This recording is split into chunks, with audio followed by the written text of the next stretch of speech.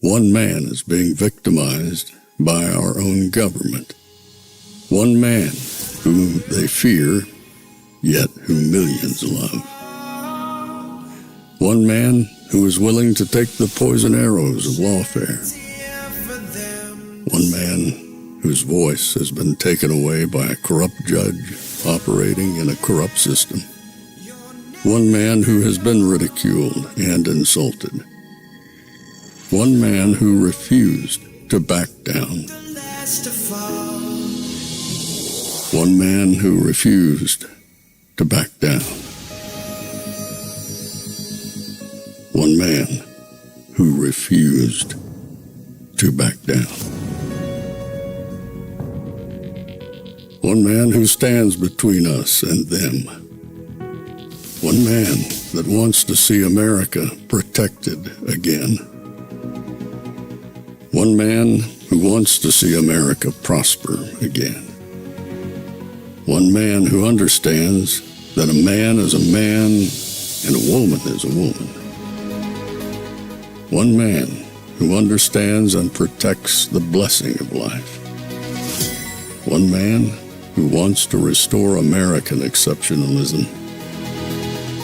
One man who once again wants to make America that shining city on a hill for all to see. A place where all the people of the world glowingly set their eyes upon. America. One man who unashamedly wants to make America great again. That one man is Donald Trump.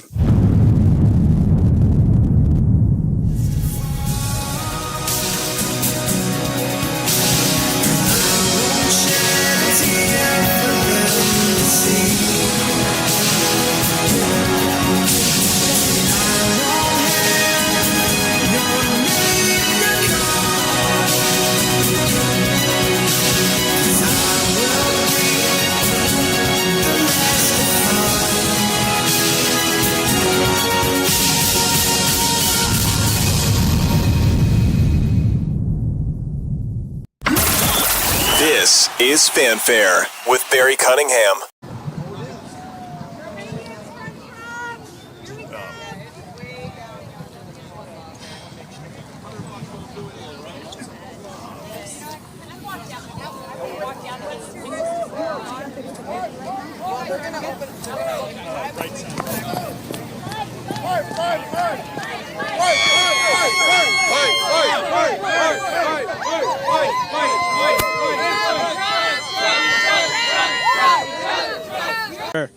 You know, we have some newbies hopefully joining the Trump movement, and they're coming from the Kennedy camp. I want to introduce you to Caesar.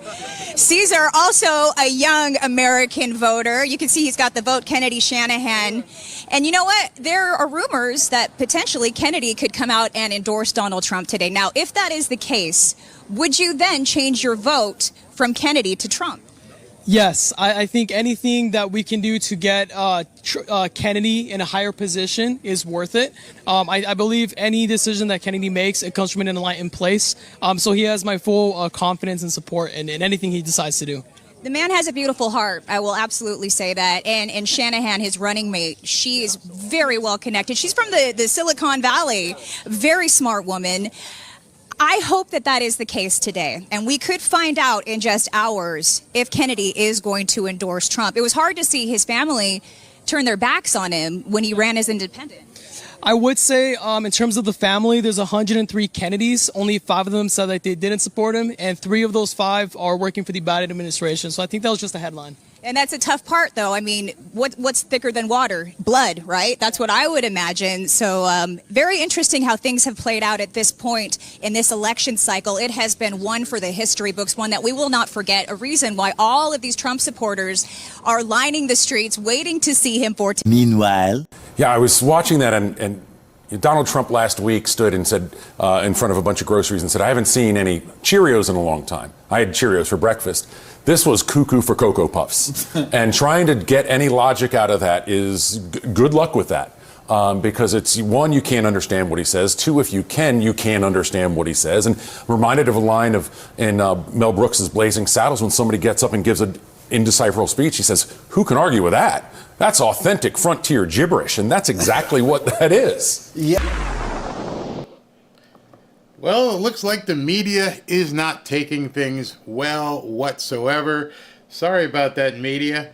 It did indeed happen. Wait a second, just make sure you don't have an echo.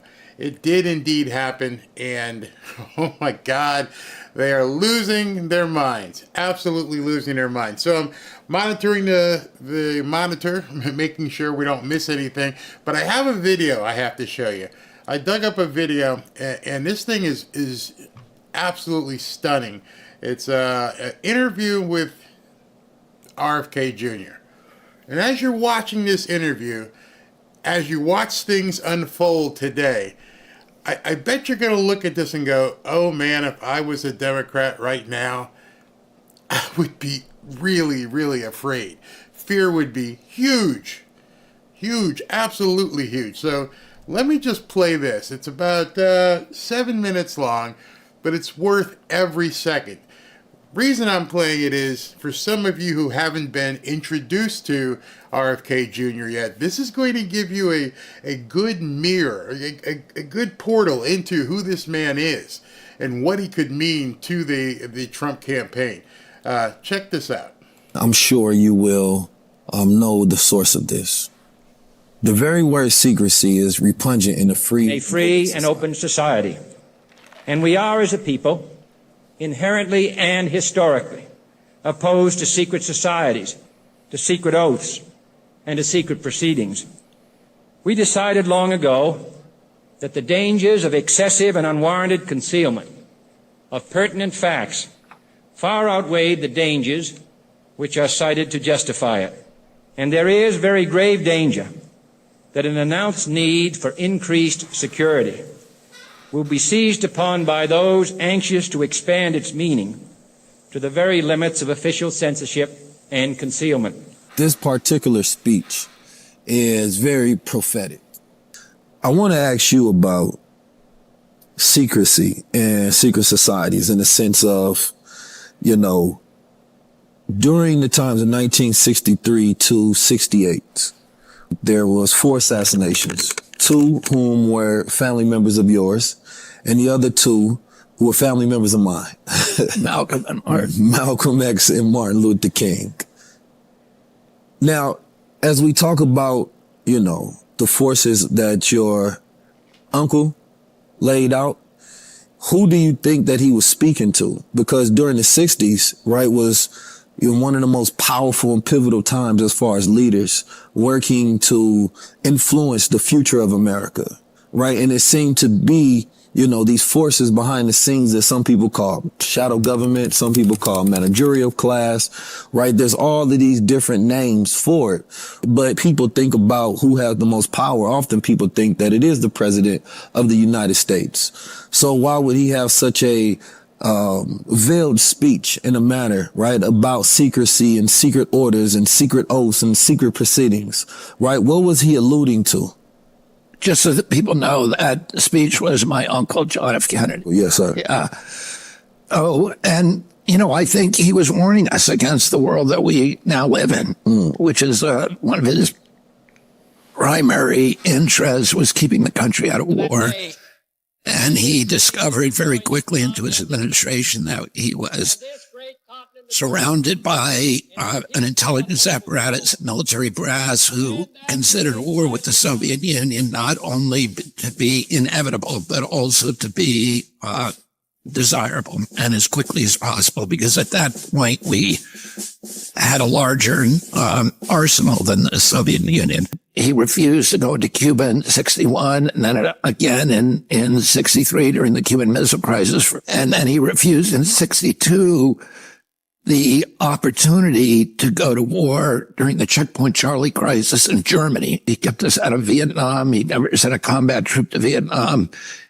And a month before he died, to the day, he signed National Security Order 263, ordering all the troops home from Vietnam. 30 days later, he was murdered. And I think it was, he was referring to a group of people who were really robbing us of democracy. Democracy is about transparency because we own the government. The government has no business lying to us. And now it lies, not only lies, but hides things every day. You see it. I mean, we saw congressional hearings this week in which David Morenz, who was the deputy to Anthony Fauci, had emails in which he was bragging that he had been coached by the Freedom of Information staff, by the chief Freedom of Information officer at NIH, how to hide his emails, how to destroy them in ways in which he couldn't be caught. So the transparency officer at that agency, the person who's in charge of making sure there's no secrets, was actually coaching high-level staffers how to keep secrets. And, of course, if government is allowed to keep secrets, they're not working for us anymore. They're working for somebody else. They're either working in their own interests or they're working for some larger interest. And, I think that is the danger, that our democracy can be subverted. Teddy Roosevelt warned in 1903, he said, American democracy will never be destroyed by a foreign enemy. We're too powerful. We've got the oceans between us and any potential enemies, where we have a very, very strong military, a huge economy. We simply cannot be conquered. But our democratic institutions and all the values of our country will be subverted by what he called malefactors of great wealth, who will steal them from within.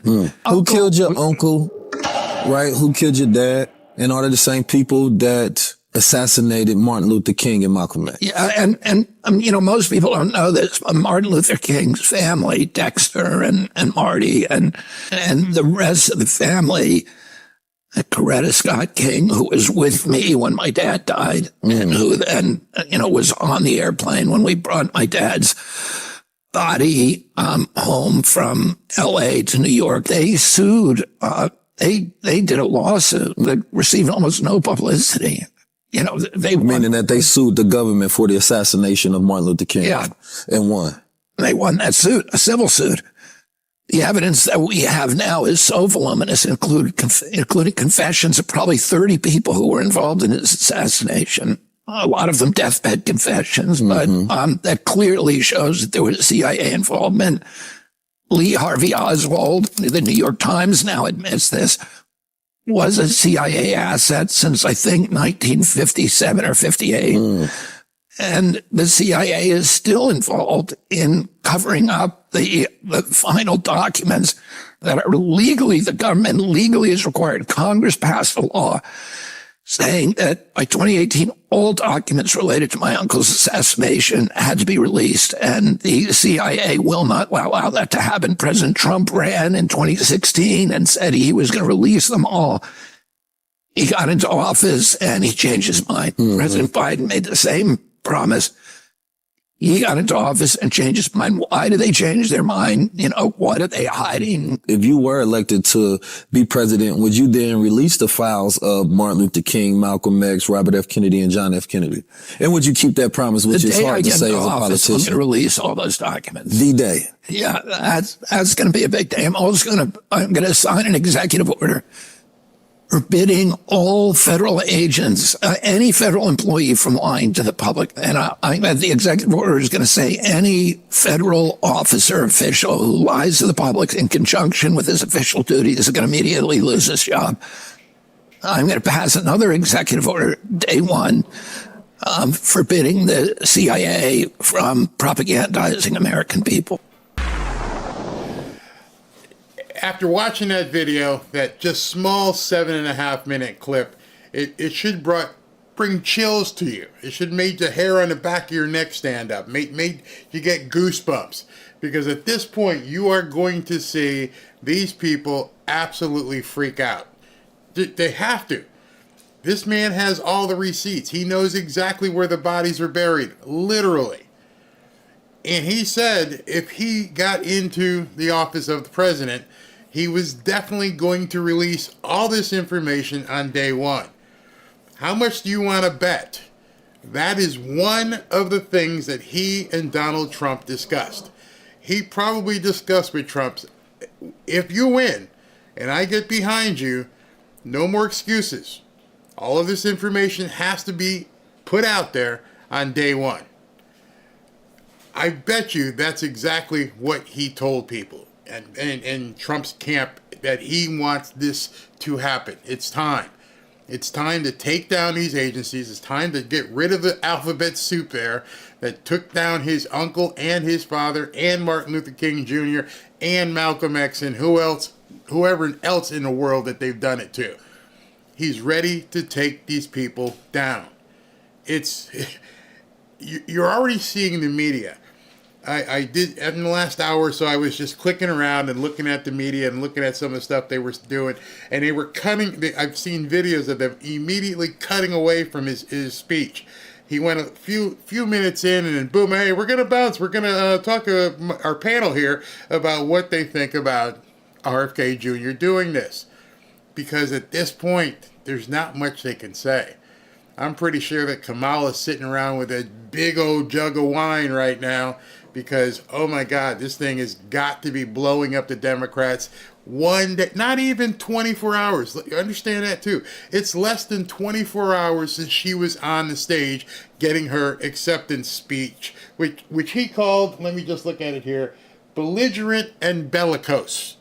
That's what Robert F. Kennedy Jr. called it. Belligerent and bellicose. She got off the stage at, I don't know, maybe about 11 o'clock last night. It is only getting on 7 p.m. So less than 24 hours is all she had to bask in the afterglow of that idiocy that was the Democrat National Convention. Now, the next day, Trump is right back at it. He gets RFK Jr. to endorse him, and not just endorse him, but to say, I am going to work with you. I'm going to work with you very tightly. And I guarantee you part of that was, we got to let this stuff get out there. Great, bring it. I want to see it. How many of you knew? I mean, there was something in this video that really struck me, and I'm like, I didn't know that.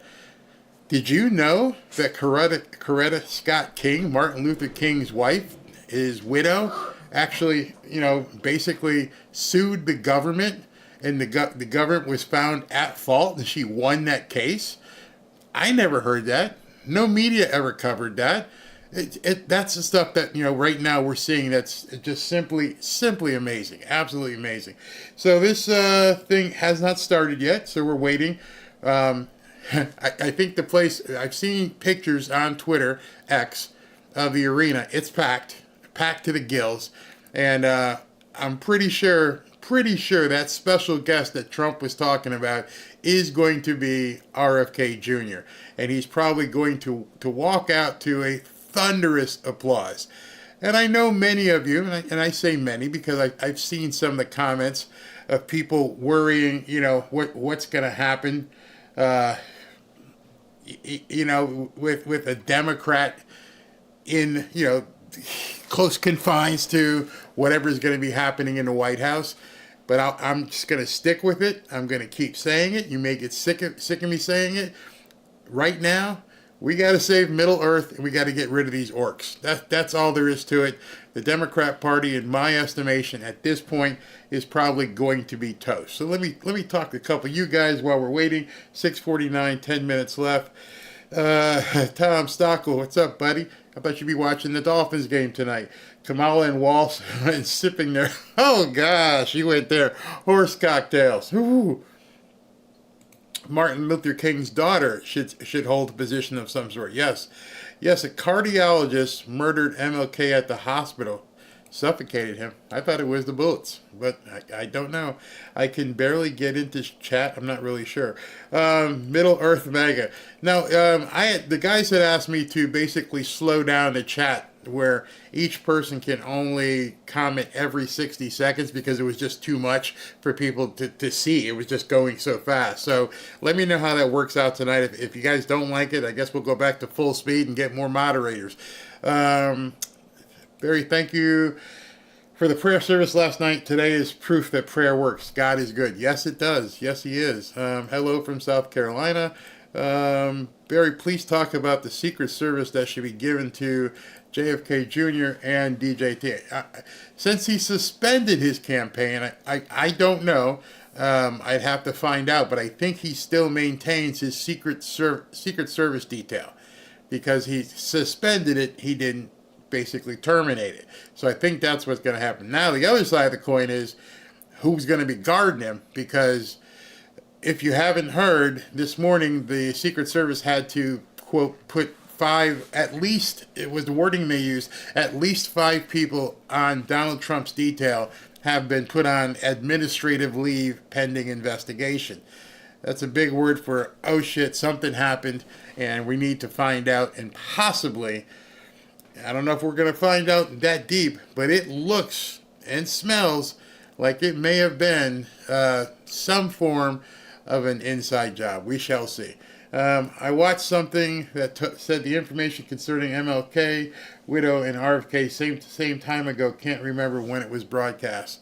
Slower speed is better. Okay. Leave it slow so that we can read. All right, it's not slow. It's only 60 seconds.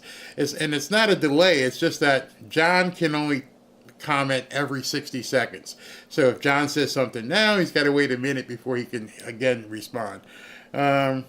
They should be fired, not kicking back, still getting paid. Yeah, exactly. You know, there's union stuff, but in any event, yes, indeed. Let's hear, what do we have to do? Here comes Gandalf. Here comes Gandalf and the Ents down the mountain. If you guys don't know who the Ents were, those were the big walking trees that, well, never mind. You have to watch the movie. But if you watch the movie, you know exactly what Sean is talking about. That truth is like a bomb, and the Democrats will be blown. I watched the face of some of the people in the media, and it was kind of weird because they just had blank stares. There's nothing they could say. There's nothing they could do other than try to deflect and say it was no big deal.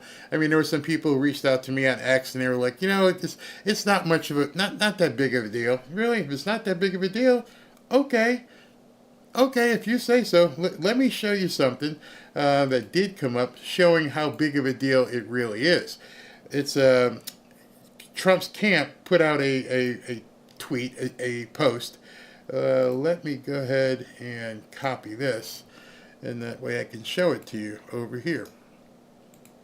All right, so let me get back to this window, and let's see if it pops up. Boom. Okay. Check this out. This was put out by the Trump team, and it's a tweet that says, an internal memo from the Trump campaign shows that RFK Jr.'s endorsement is equal to about double the number of votes he needed to beat Biden in the battleground states in 2020. Double the amount of votes. Let me see if this is big enough to be shown. All right, so I'm going to have to figure out a way to show you this. But anyway, you can see all of these numbers here, and I can put a link in it. But to put these numbers into perspective, the net vote gained in a state like Arizona, based on just 2020 turnout model, would be over 41,000 votes, which is nearly 4 times the margin that Joe won. Looking at Georgia, it's 19,000 votes would be gained, nearly twice the Biden margin. So in essence, what they are saying is that, yeah, it's a big deal. It's a big deal, and that's not even including all of the, what would you say, independents that may look to do something. So it's a huge deal. Trump said he was already endorsed from RFK in Nevada earlier. Yeah, you're just catching up, Lisa. We've been talking about it. We broadcast it when it happened, and we're just waiting for tonight's rally where they basically make it official. Let me make sure I refresh here so we don't miss anything.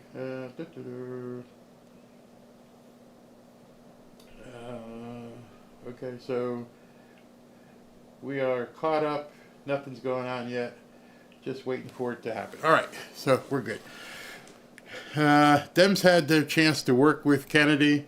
They blew it. Seems like he gave them till the end of the convention to make his decision.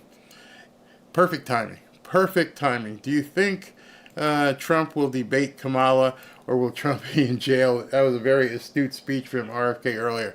I'm not sure if you saw it earlier, but supposedly, and it seems as though Jack Smith has pulled it. Hey, I'm going to delay. So the only person right now who's still even looking at doing anything is Judge Merchan. And Judge Merchan, who knows what he may do. He may try to put him in jail, but I think at this point it would be very stupid for him to do so, because anything they do right now is going to be looked at as nothing but political in nature. There's nothing they can do. They got to run Kamala. They got to hope she does well in a debate. And I can't wait to see, basically RFK out there on the campaign trail. So I've got the event pulled up, and it looks as though, what's her name? Carrie Lake is talking. Let's see if we can take a listen to Carrie Lake. Concerts, we're here because we love America.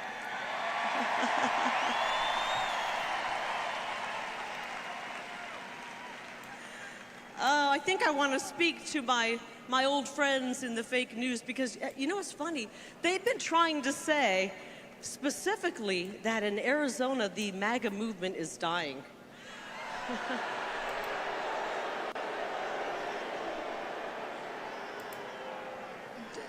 Do me a favor, let's let those guys back there in the fake news know that MAGA is alive and well in Arizona. Let them hear it.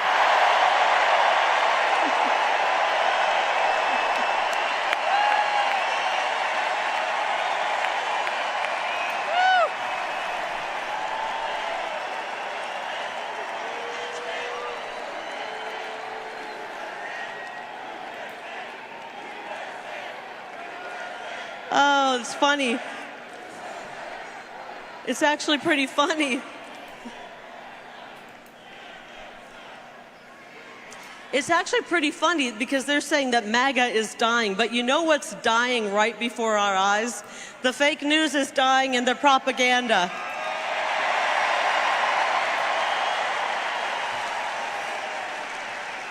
They're made-up narratives combined with their bogus polls in their attempt to take the oxygen out of this movement. There is no suppressing MAGA. You can't suppress us. So we're not going to let them take this amazing energy in this arena out. We've got to turn them off. Are you okay with that? Turn them off. Turn the TV off. Get rid of your subscriptions if you're still getting the newspaper, because it's not worth it. We need this energy for the next 2.5 months, and we can't let any of it die down. So, by the way, thank you for the beautiful happy birthday song. I appreciate it. Thank you so much. It was 55 years ago. Thank you. Oh, we got the rowdy ones over here. Oh, man. Okay, 55 years ago, in the summer of '69, my mom, Sheila, delivered her 9th and final baby, yours truly.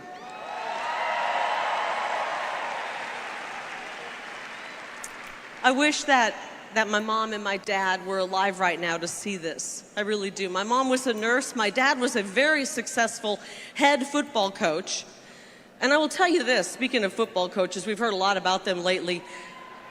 Coach Larry Lake supplied the young men that he was coaching with helmets and shoulder pads. Unlike this assistant coach, Tim Walls, who supplied his young men with tampons and maxi pads. What the hell? What the hell?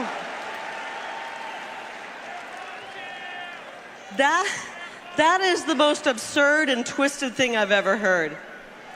I do know though, if my parents were alive today, they would be right up here in the front row, right by my daughter. And they would be cheering me on with a MAGA hat and a Carrie Lake for U.S. Senate t-shirt to help celebrate my birthday. I really know that. So today I am officially, once again, 29 years old.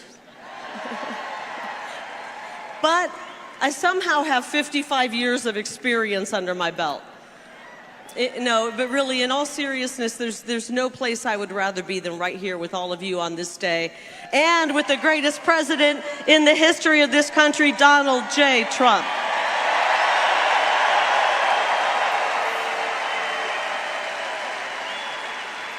Let me know if the volume is good now.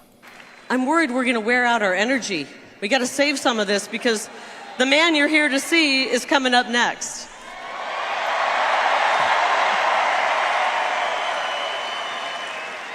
So I have to tell you a story, okay? This is actually the second birthday that I have spent with President Trump. On this day 3 years ago, I spent my 52nd birthday in New York City. Now, of course, I'd met President Trump before. In my previous life, when I was working in the news, I had the privilege of interviewing President Trump when I was one of the last remaining fair and honest journalists. But this time, a few years ago, I got to connect with him for the first time in my new life in politics, and it was an experience I'll never forget. I was at Trump Tower. I took that famous golden escalator up. I hopped onto a golden elevator and shot up to the 26th floor of the beautiful Trump Tower in Manhattan. And as I was looking out on that skyline, much of which, contrary to a well-known politician who said, "You didn't build that," Donald Trump had indeed built that, a big part of the skyline of New York. And I thought to myself, so is this what Frank Sinatra sang about in New York, New York? This was Trump Tower, this was New York City. If we could make it there, you can make it anywhere. Jeff and I were there. We were led into his office, and behind a large, beautiful desk sat a larger-than-life Donald J. Trump. He welcomed us. And immediately we launched into a recap, and he remembered a recap of a Turning Point event that we had both attended about a month earlier. And he talked about the huge, loud, incredible, warm applause that I had received when he called out my name from you, the people of Arizona. And he said to me, I'll never forget it. He said, "Carrie, that wasn't a poll that you hire a pollster to do. That was a real poll. That was the people telling me who they support." Right? And then he began asking a few questions about how the campaign was going, polling, about policy. And I'll be honest, I was able to answer all of them with no problem, except one. A very important question that took Jeff and me completely off guard. And my husband, I don't know where he is. Are you out here, Jeff, somewhere? Come here, hon. Say hi to Jeff, please.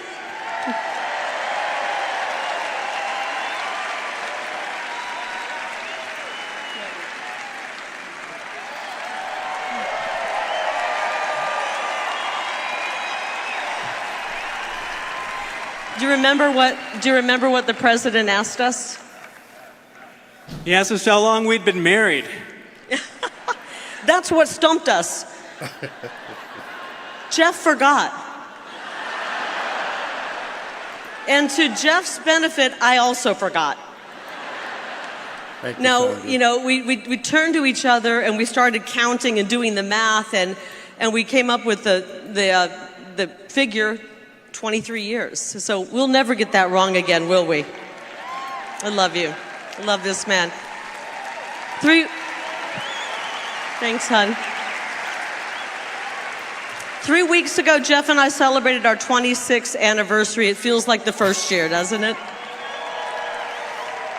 So let me get through this story. So what was supposed to be a 15-minute meeting had turned into an hour-long conversation with Donald Trump.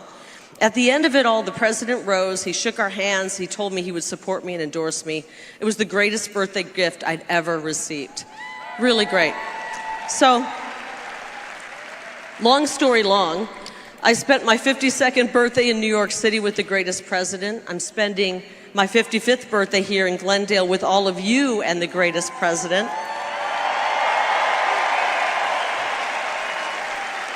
And Arizona, I look forward to spending my 56th birthday in Washington, D.C. with the greatest president representing you, the greatest people in the entire country.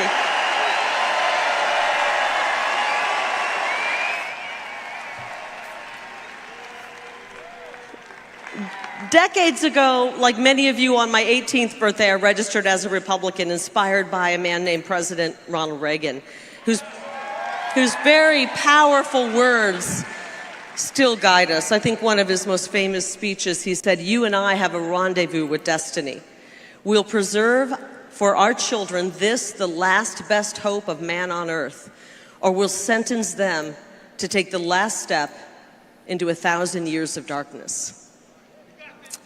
That speech was called A Time for Choosing. And that's exactly where we stand at this moment. We're at a crossroads and we have a choice right now. We either save this country and our best days are ahead of us, or we plunge into 1,000 years of darkness. Guys, we're gonna save this country.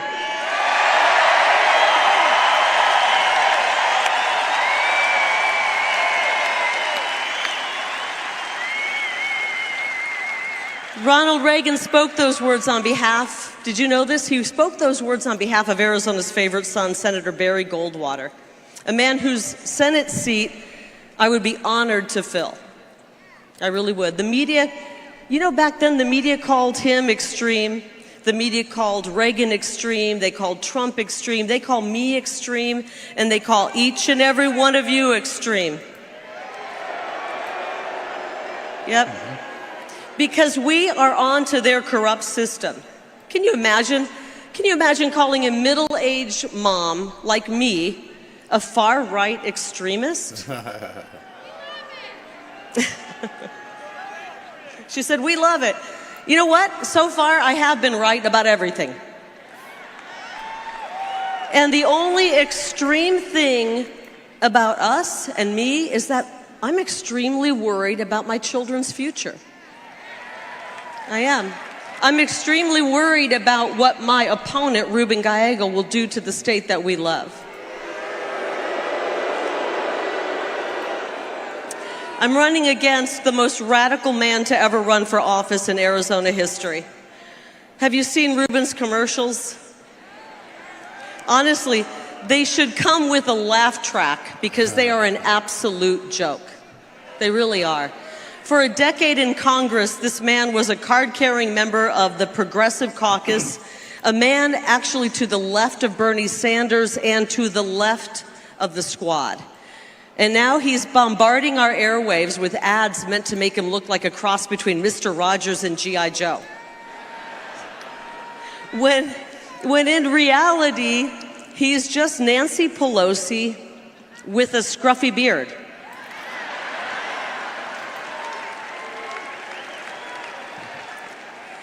Now, guys, if you don't mind it, I'm about to lay out some hard truths about my opponent, Ruben Gallego. And I'm not telling you this to be mean. I'm really not. I'm telling you this because the people have got to know before they vote who this guy is.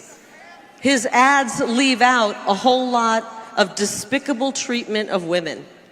His ads don't tell you that about the time that he harassed and threatened a 20-year-old female intern, and when she complained about it, she was fired. Yes, RFK Jr. will be speaking. The fact that his fellow Democrats down at the state legislature gave him the nickname the Troll because of how creepy and degrading he was with women. And his ads don't tell you about the time he told the Latina woman that because she was a Republican, she wasn't a real Latina. Can I hear it for our incredible conservative Latino women?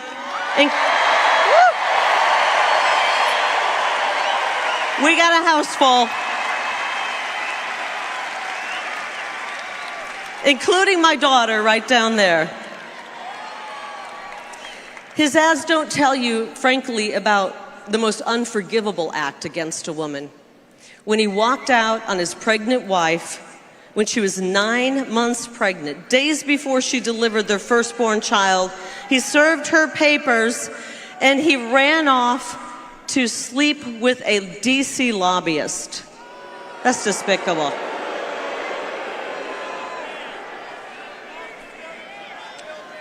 I can promise you, if Ruben Gallego will abandon his family to jump in bed with a lobbyist, he will abandon Arizona in favor of DC lobbyists every single vote.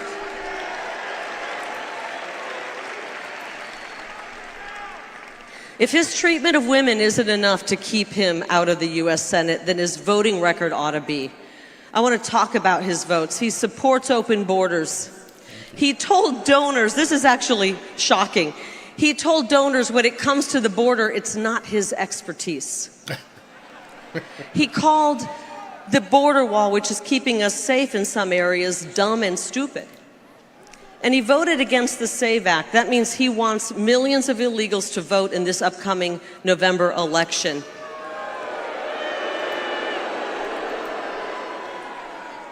Bad idea, Ruben. He voted for sanctuary cities. He supports amnesty. He's weak on law and order. I don't even think he likes our police officers. He actually called them the bad guys. He did. The direct quote, in case the media wants to, fact check me, he said the bad guys are the ones behind the police line. How dare you, Ruben? How dare you? He marched in defund the police rallies, and then he threatened ICE agents. He's weak on the economy. He voted for legislation that resulted in this 40-year high inflation. That's why we can't afford anything. And when it came to the very short period of time that he worked in the private sector, he was a director for a bank that bilked immigrant families out of their life savings. At another company he worked for, under federal investigation during Ruben's time for Medicare fraud. Guys, I'm telling you all this because the fake news media won't cover him. Let me tell you, if I had one of those digs against me, they would be all up, all over it, and they won't cover him. If Ruben Gallego is willing to defraud Medicare, he's willing to cut Medicare. He ripped off our seniors before, he will do it again. I want you to know when it comes to Medicare and Social Security, our seniors paid into it and they lived up to their end of the deal. Uncle Sam needs to live up to his end of the deal.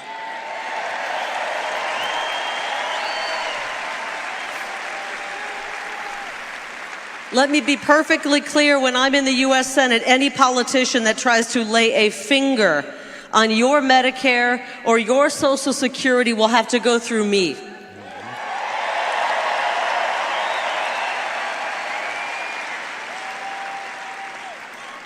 And worse yet, they're going to have to go through President Trump, and that guy's bulletproof.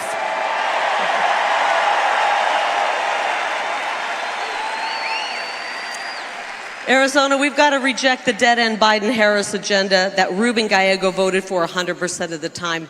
We can't take 4 more years of this. But the good news is we don't have to take 4 more years of it. The problems we face are massive, but the solutions are so simple. America First policies. Strong economy. Safe border, safe streets, energy dominance, record low inflation, mortgage rates, unemployment. When we win, we're going to bring back that hot job market that President Trump introduced.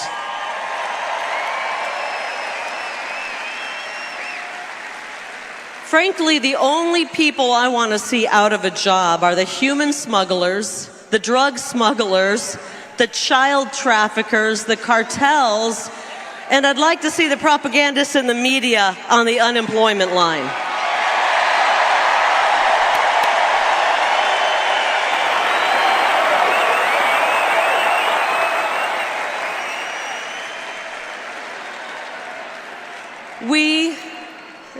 Arizona, we deserve clean, safe, and secure neighborhoods. We deserve to be prosperous again, and our children deserve a shot at the American dream. And I'm going to be a little bit selfish right now. I'm not a career politician. I'm a mother of 2 beautiful children. My son is 19. Let's hear it for our boys.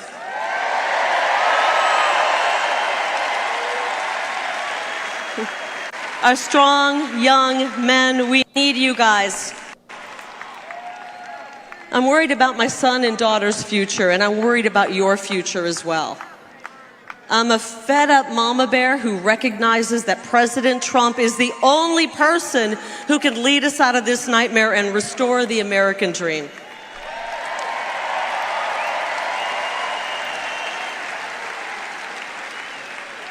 And that's why we elected him in 2016 and in 2020. Are you ready to elect him again in 2024?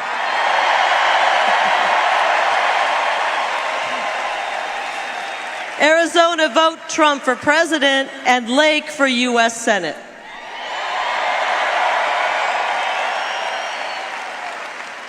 We know President Trump stands for American greatness. I will stand for Arizona greatness. So here's my promise to you, starting on day 1. I will work with President Trump to secure the border and finish the wall.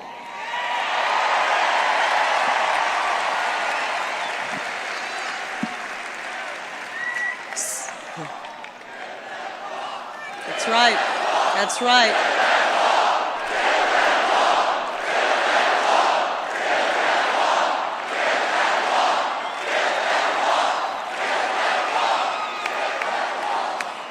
From the Gulf Coast all the way to the Pacific Ocean. 16 million people have poured across our border during the Biden invasion. In order to save our homeland, we got to send them back to their homeland. We will begin the largest repatriation operation this world has ever seen.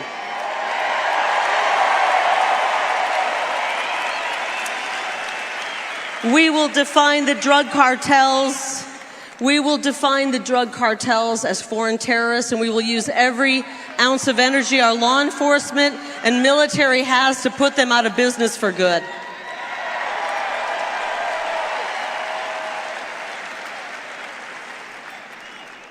That's how we end human smuggling.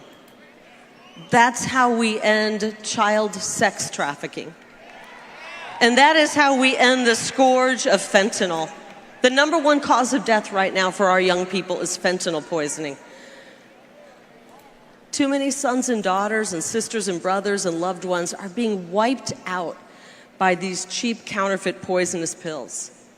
290,000 young people are gone under border czar Kamala Harris and Ruben Gallego. Gone. Under their reign of incompetence, we've lost a generation of young Americans. This is our future. This generation is our future, and we want it to be strong. So my message to young voters, and they're all over this place, I will be your biggest advocate in Washington, D.C. I will do everything I can to help you guys start a family, own a home, and live the American dream. I have one favor to ask you, though. I want you guys, when you think of that American dream, to dream big, really, really big, okay? Because the future is going to be bright. The future coming your way is going to be very, very bright. Now, couple more promises. Before I vote on any legislation, first of all, I plan to read it, okay? And then I'm going to ask myself a few questions. Will this make Arizona safer, stronger, more affordable? Will it make our country more secure and prosperous? And is it constitutional? And if the answer is yes, yes, yes, yes, and yes, then I'm going to vote yes for it. It's pretty simple.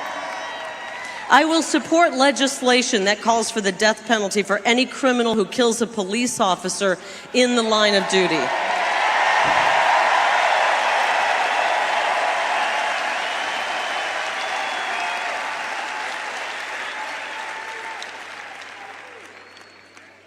And my message to law enforcement, any of you in this crowd, let me hear from you if you're in this crowd and you're law enforcement.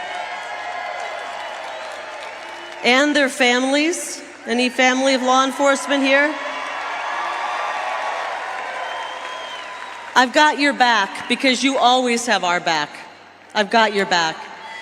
And that's why the law enforcement unions around this state have endorsed me. Got a message to moms and dads. This is one's really near to my heart. I will crack down on any school pushing gender insanity on our precious children.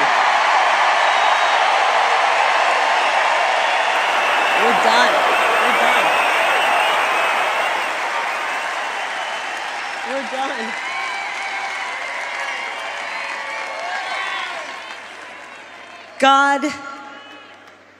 God did not put our kids in the wrong body.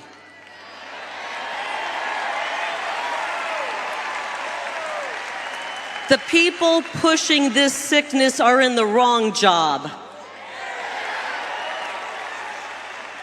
I will support education that focuses on teaching the fundamentals along with skills training so our kids are ready for the jobs right out of high school. And I will help save girls' sports and save women's athletic scholarships. Girl power.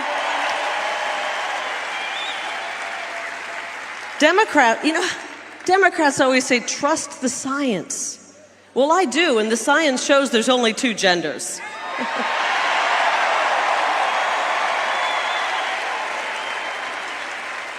Okay, finally, we're going to address the water issue in Arizona and the American Southwest. We're going to identify new sources of water and explore desalination options, including piping fresh water into the West.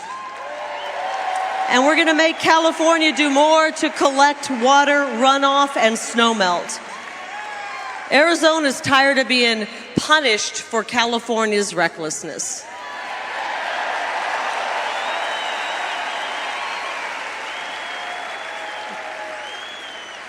We need a return to common sense America First policies. We're going to take our first step toward that when we vote in Arizona. Ballots hit mailboxes October 9th. Yes, we have voting season here. And Election Day is November 5th. And we all have a part in saving America. Vote early if you want. Sign up to be a poll worker and a poll observer.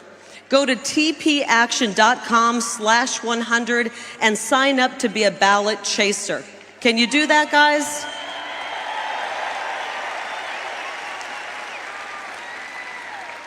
And if you know somebody who lives outside of Arizona who wants to come and help our state, Turning Point Action will pay for their hotel for the month of October so they can come in and chase ballots. Invite your friends in. We all have got to get involved. No one is too young, no one is too old. We welcome, and Charlie said it. By the way, is Charlie Kirk great? He's amazing. Charlie said it. We welcome all Republicans, independents, and disaffected Democrats to this movement. It's called America First. We're not just Republicans first, we welcome everybody. This is about bringing America together. Our founding father, Benjamin Franklin, was 81 years old when he said, "We have a republic if you can keep it." We are in the if you can keep it part. And at 43 years old, John F. Kennedy famously said, "Ask not what your country can do for you, but what you can do for your country." We got to step it up and save our country right now. And one of the greatest leaders in humankind who's about to take the stage always says, "Let's make America great again."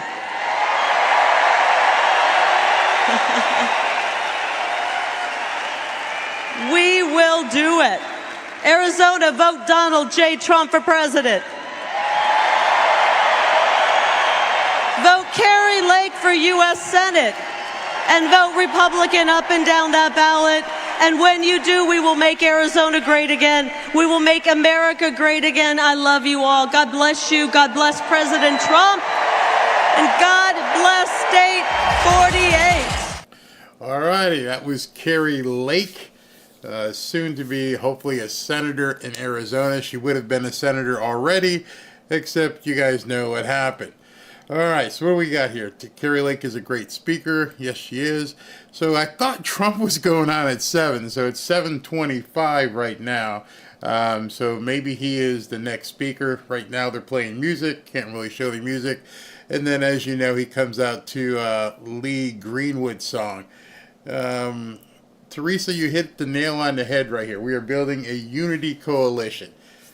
The old days of whatever the Republican Party used to be, I think at this point they know this is going to be something a lot different. A lot different. Got to do it. There's no choice.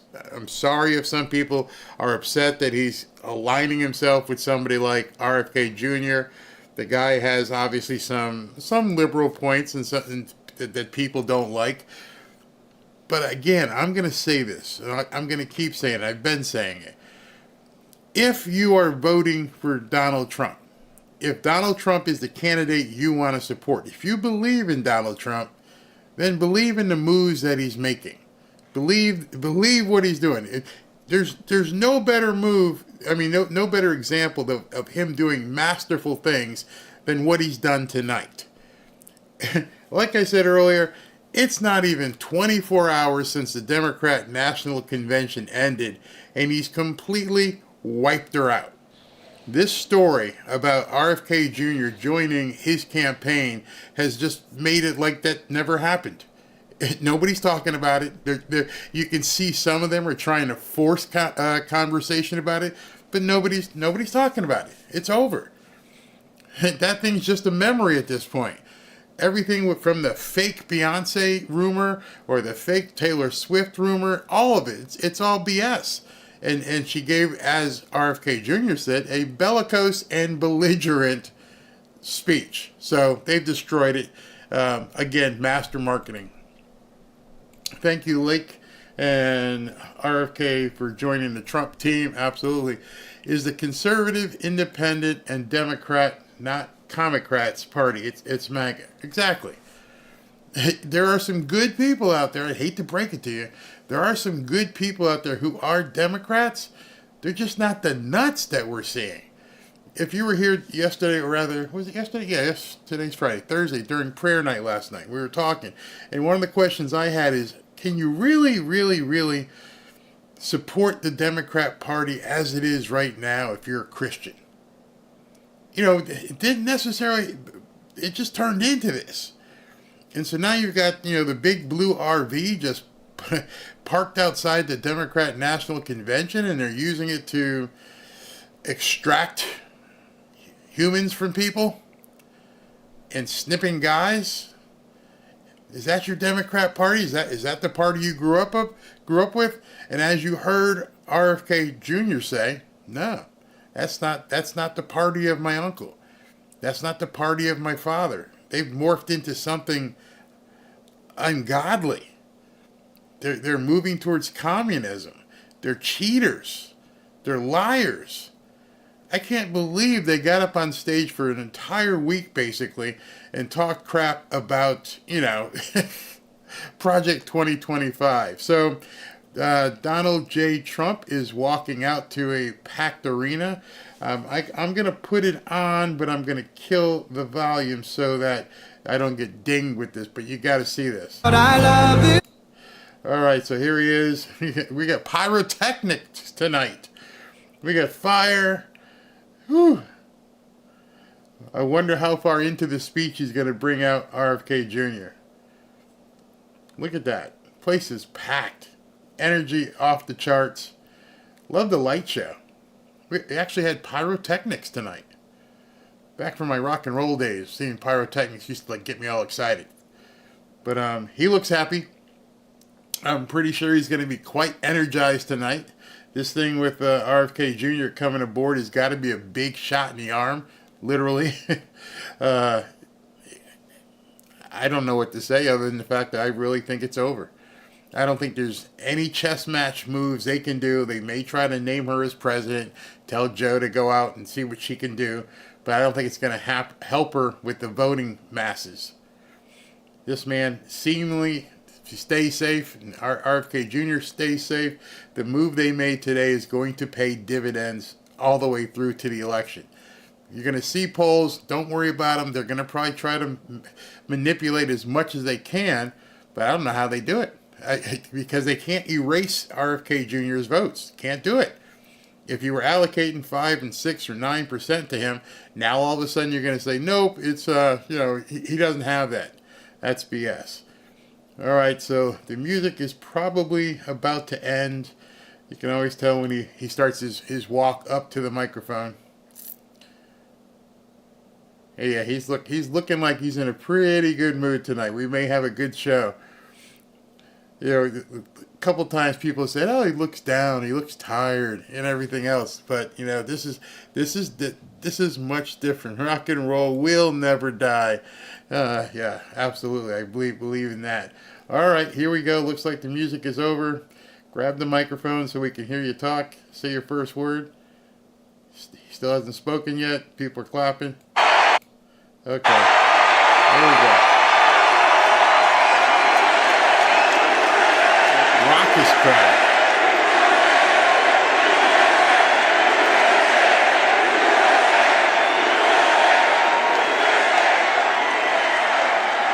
Well, thank you very much, and a very big hello, Arizona. Hello, Phoenix.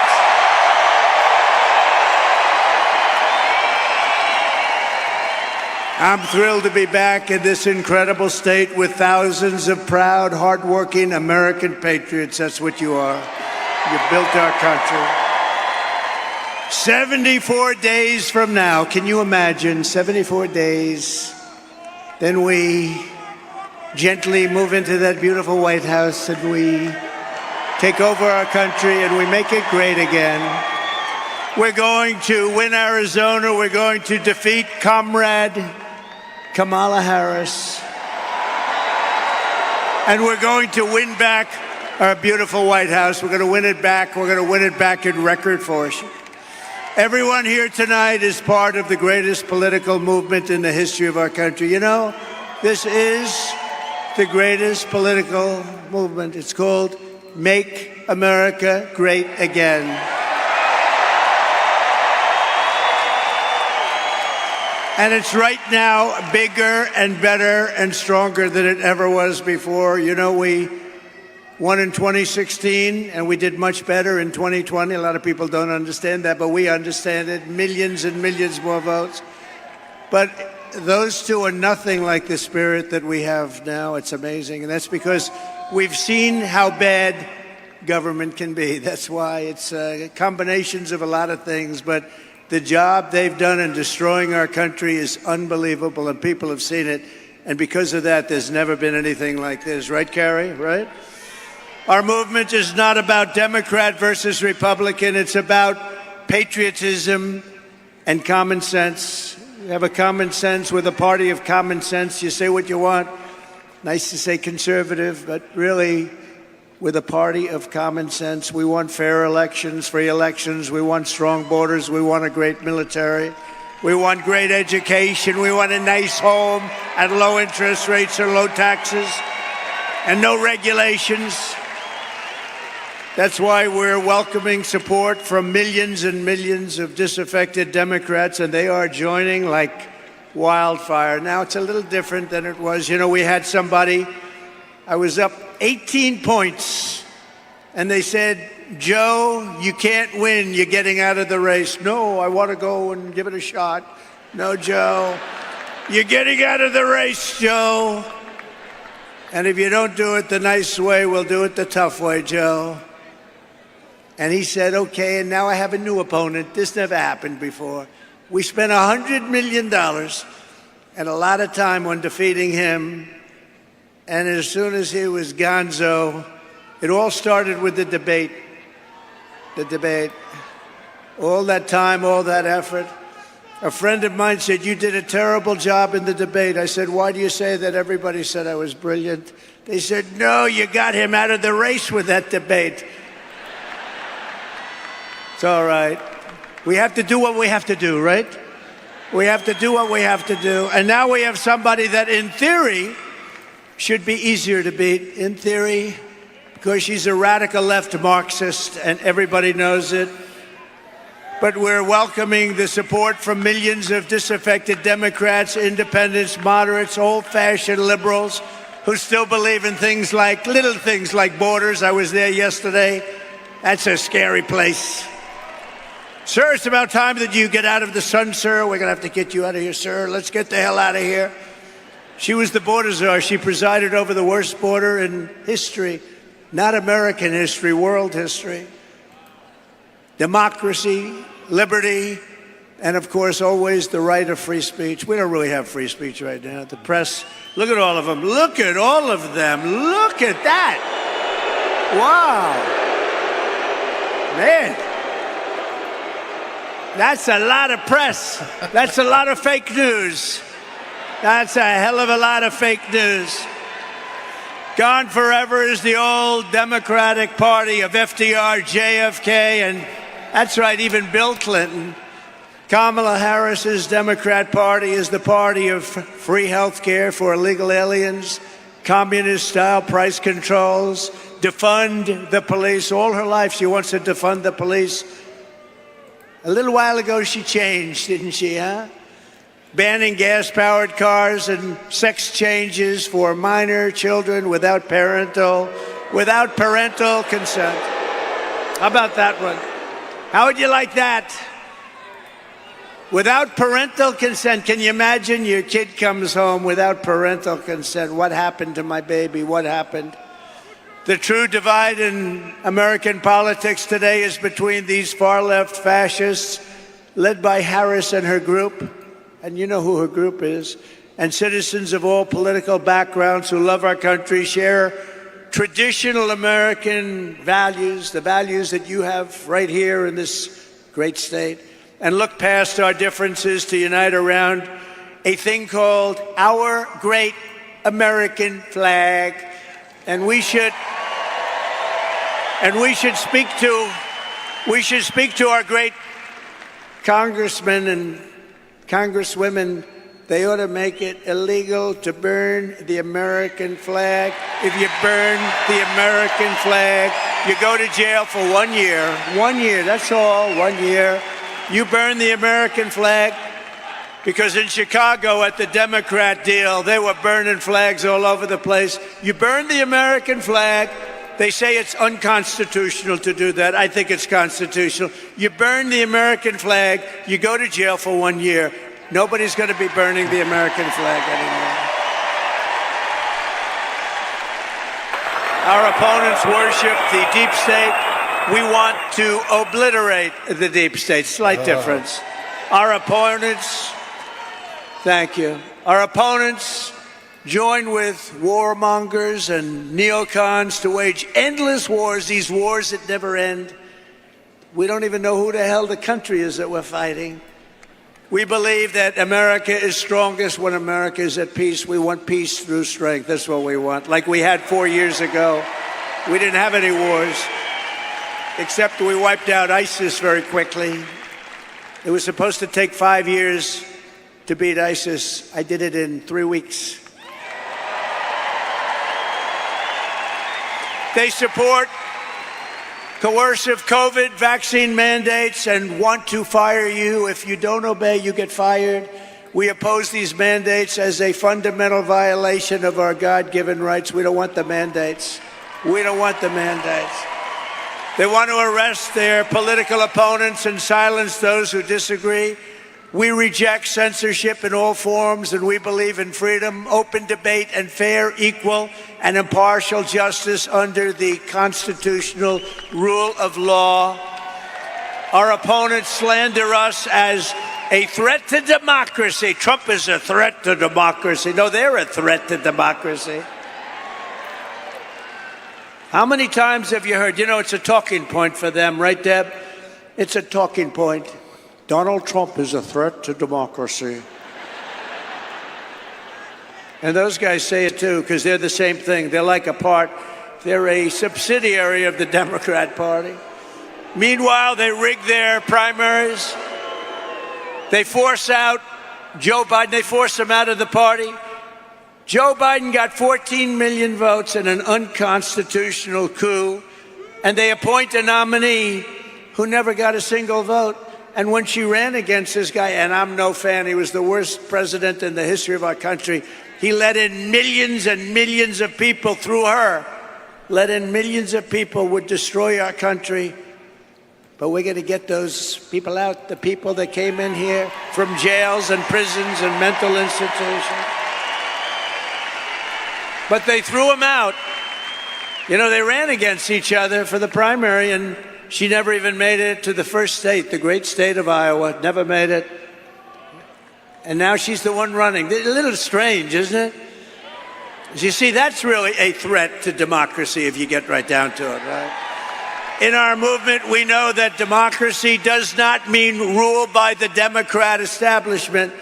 It means rule by the American people. Tonight, I'm very pleased to welcome a man who has been an incredible champion for so many of these values that we all share, and we've shared them for a long time. I don't think too many of you people have heard of him. He's very low-key. He's a very low-key person, but he's highly respected. He is a great person. I've known him for so long. For the past 16 months, Robert F. Kennedy Jr. Here we go. Here we go.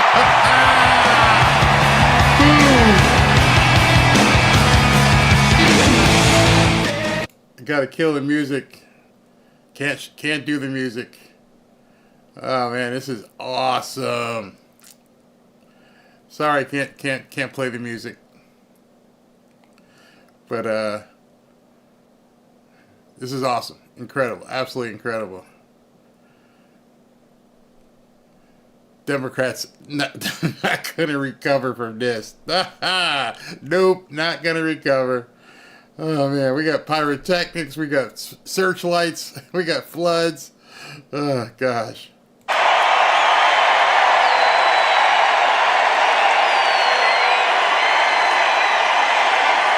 And he deserves it.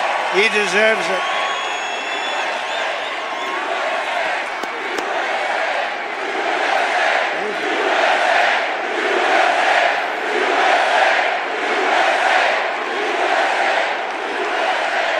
For the past 16 months, Bobby has run an extraordinary campaign for President of the United States. I know, because he also went after me a couple of times. I didn't like it.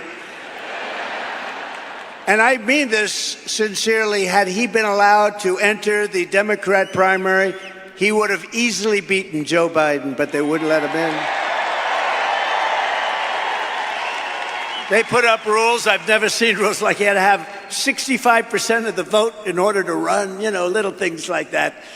His candidacy has inspired millions and millions of Americans, raised critical issues that have been too long ignored in this country, and brought together people from across the political spectrum in a positive campaign grounded in the American values of his father, Robert Kennedy, a great man, and his uncle, President John F.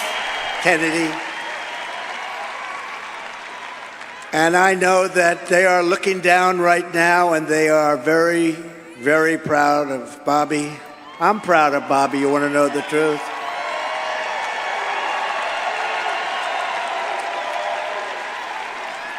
And I don't think I've ever introduced anyone that got applause like he just got. I must tell you, I don't think it's true. I don't think I've ever introduced anybody that got applause like that.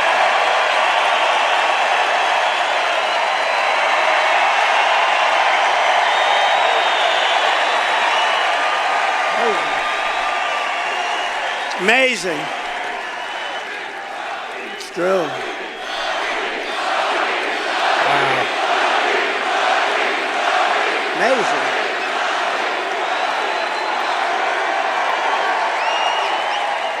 Soon after I can't even believe I have to say this, nearly assassinated in Pennsylvania last month, Bobby called me to express his best wishes.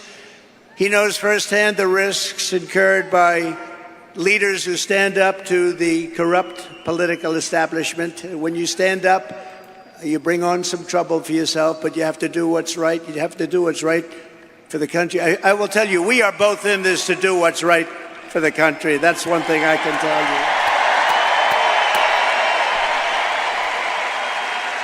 you. He lost his father and uncle in service to our country, and Bobby himself was subject to repeated threats to his safety during the course of his campaign while being denied protection by the Harris-Biden administration. And this is a tribute in honor of Bobby. I am announcing tonight that upon my election, I will establish a new independent presidential commission on assassination attempts. And they will be tasked with releasing all of the remaining documents pertaining to the assassination of President John F. Kennedy. Wow. Ouch.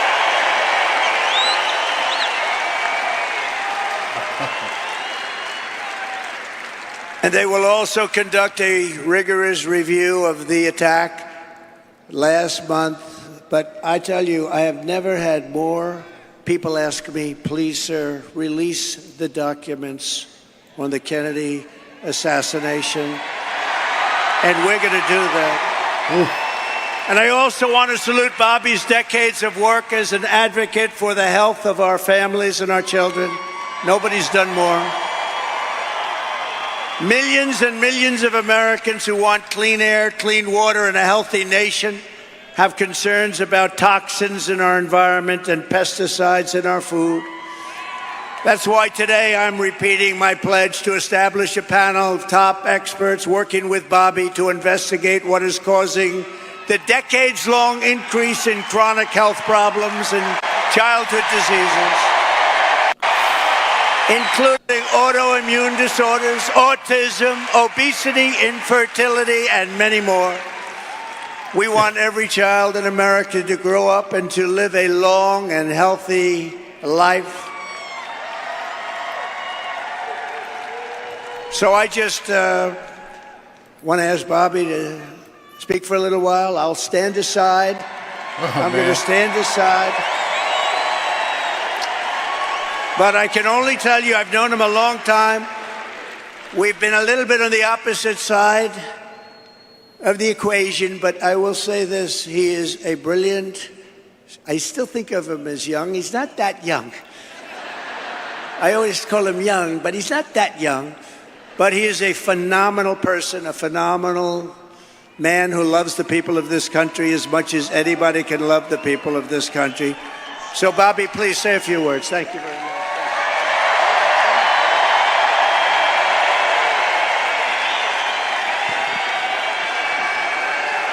Thank you. Thank you, President Trump.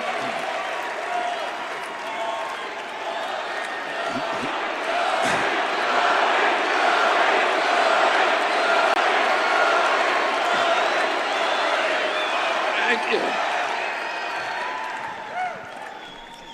A few hours after the assassination attempt at Butler, I got a call from a safe food advocate named Kelly Means, who's been fighting for many years to try to end the corruption at CDC and FDA and USDA.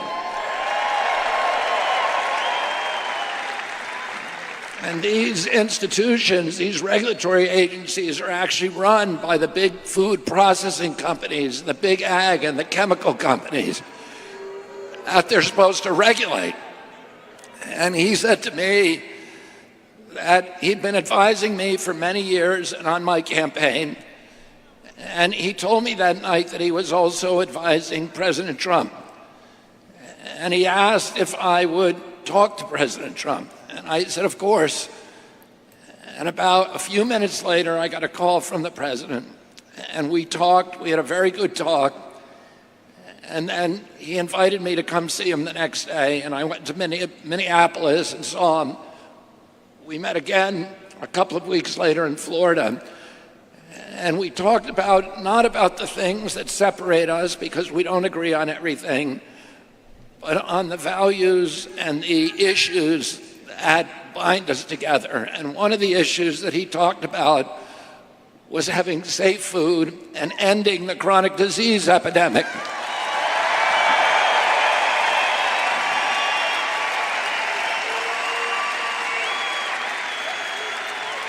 Our children are now the unhealthiest, sickest children in the world. Don't you want healthy children? And don't you want the chemicals out of our food?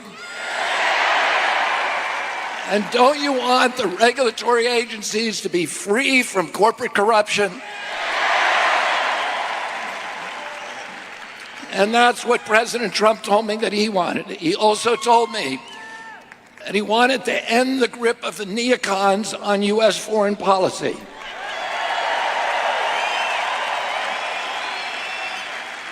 He said he didn't want any more $200 billion wars in Ukraine, that we could use that money back here in the United States.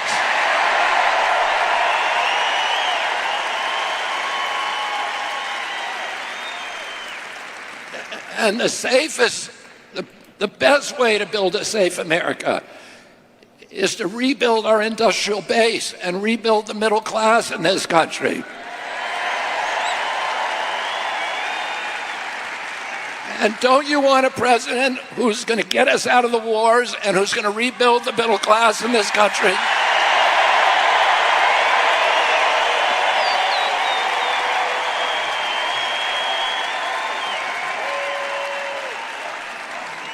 And he told me that he wanted to end the censorship because the whole basis of American democracy is the free flow of information.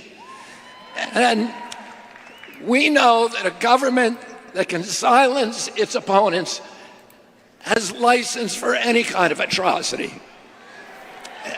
And can you think of any time that you can look back in history and say that the people who were censoring were the good guys? They're always the bad guys, because it's always the first step down that slippery slope to totalitarianism.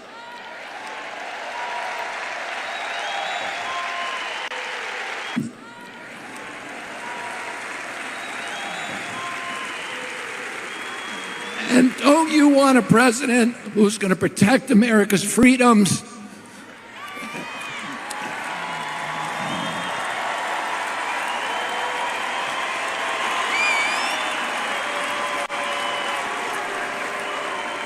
And who is going to protect us against totalitarianism?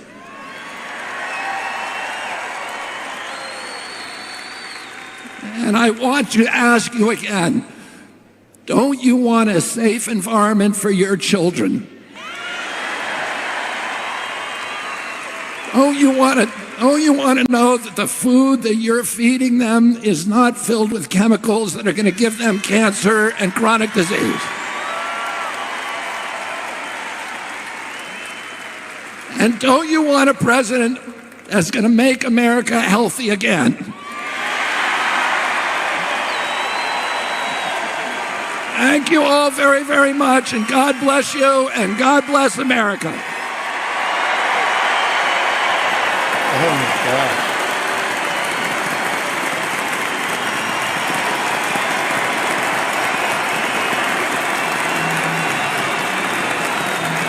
Amazing. Simply amazing.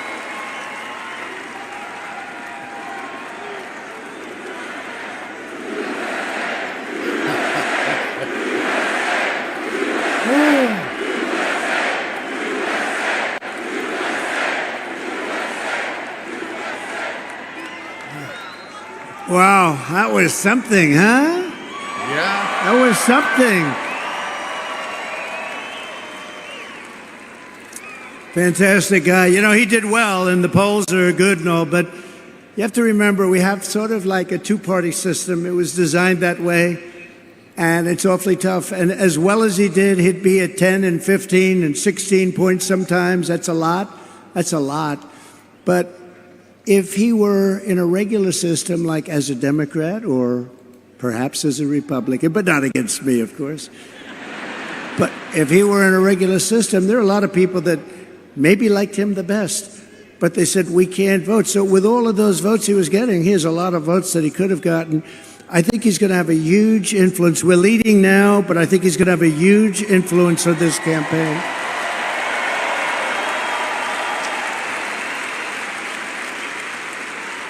Actually, much bigger than you'd see in the polls, and those numbers are big to start off with, but Bobby and I will fight together to defeat the corrupt political establishment and return control of this country to the people. And all who supported Bobby's campaign, I very simply ask you join us in building this coalition. It's a beautiful coalition. Come on In defense of liberty and safety, prosperity and peace. It's going to be an incredible coalition, and the relationship has been so good for so long, I have no doubt it's going to work and work well. But we have to win. We have to take our country away from these people that are going to destroy our country. We won't have a country left. So thank you very much. We need your vote. As you all know, this week the Democrats held their convention. You probably saw it, their party. The media says the big message from their convention was that we need to turn the page from the failures of the last 4 years. Do you believe it? They forgot. They've run it for the last 4 years. She was saying last night, we will stop the abuse. We will stop the high taxes. I said that you could have done it 3.5 years ago. In fact, you could leave that nice auditorium that you're in and go to the White House right now. You want to have a strong border? All you have to do is say to the incredible Border Patrol, ICE, law enforcement, close the border now. You don't need bills. I did it. And we had the best border in history. Put up that chart. Put it up. That chart. I love that chart. I love that chart. Put it up. But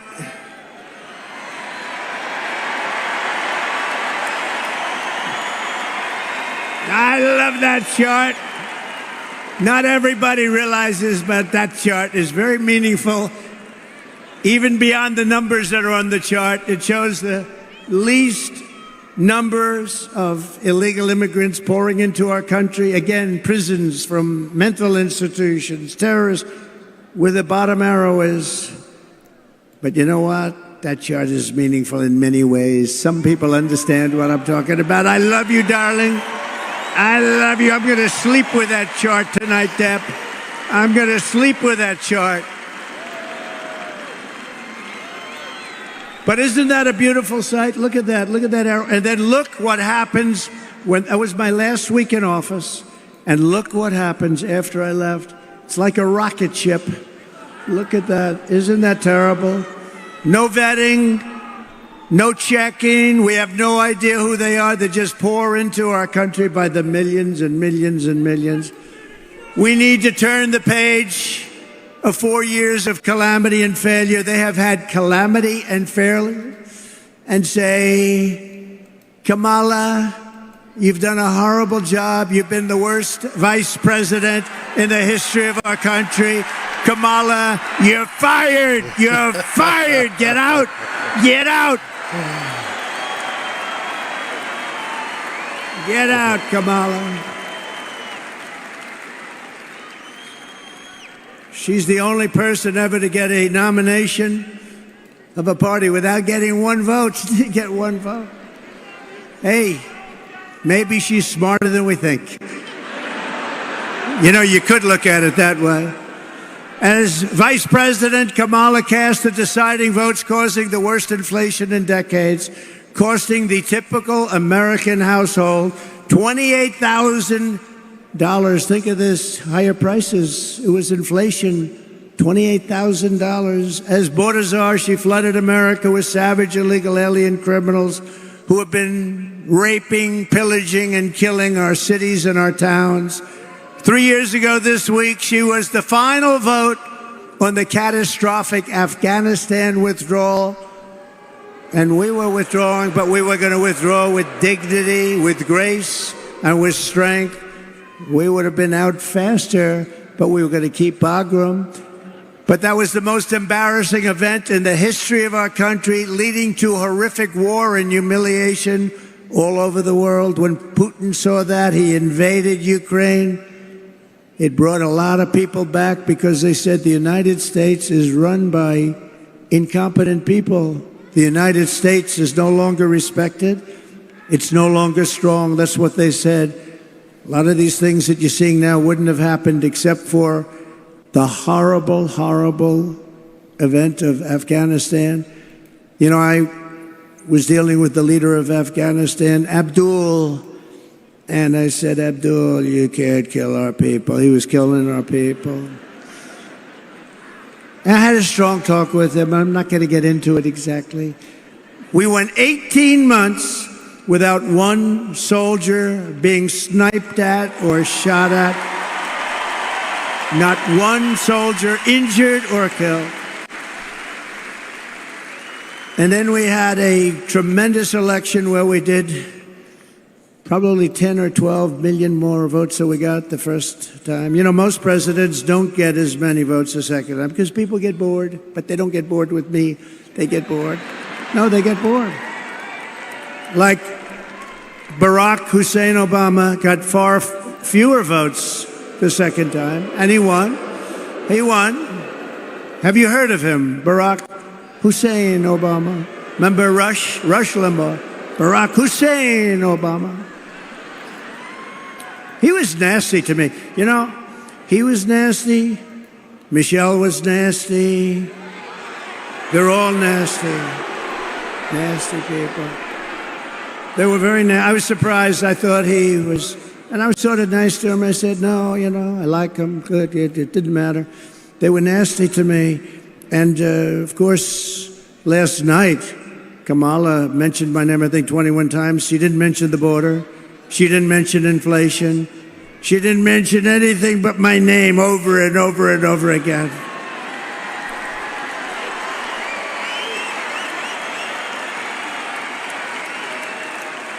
She blamed me for the border. I haven't been there in 4 years. You saw it. I had the safest border, the best border we've ever had. She blamed me for the border.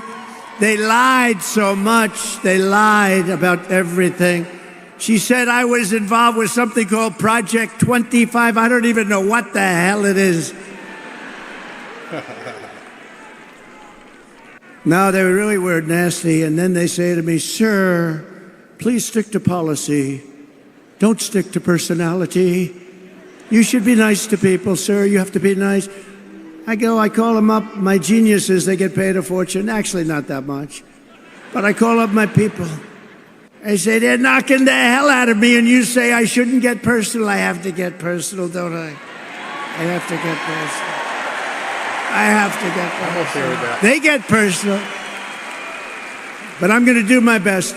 So they're allowed to get personal with me, but I'm not allowed to get personal to them.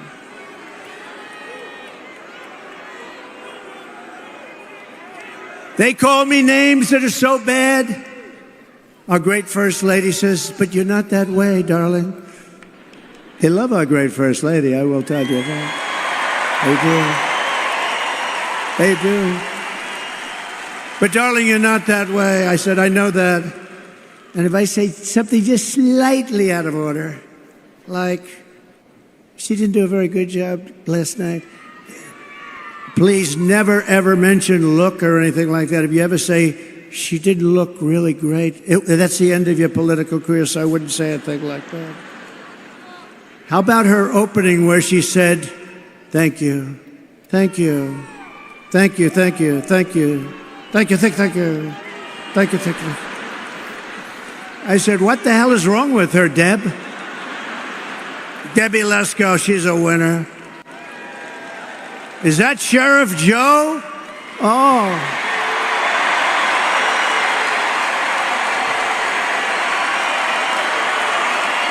He's probably talking about Joe Arpaio. Sheriff Joe Arpaio.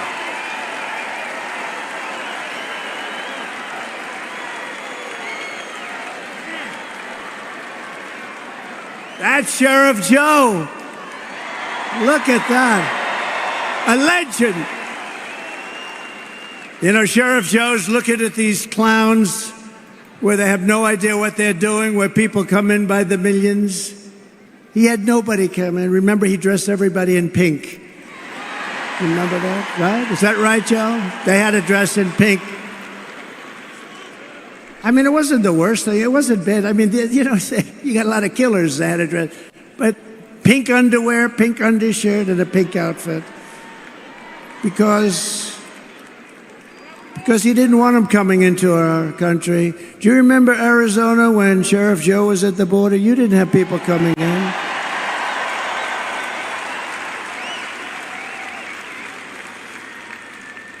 I think for the 1 year he had one person come in, but they got him. Now we have 3 million people coming in through your border. Your border. Oh, through the whole thing, it's ridiculous. It's not.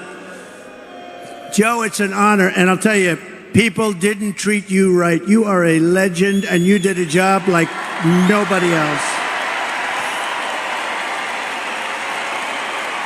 True.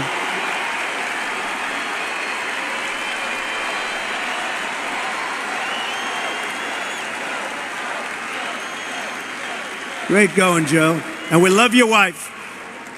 He lost his wife a few years ago, and she was a hell of a woman, right, Joe?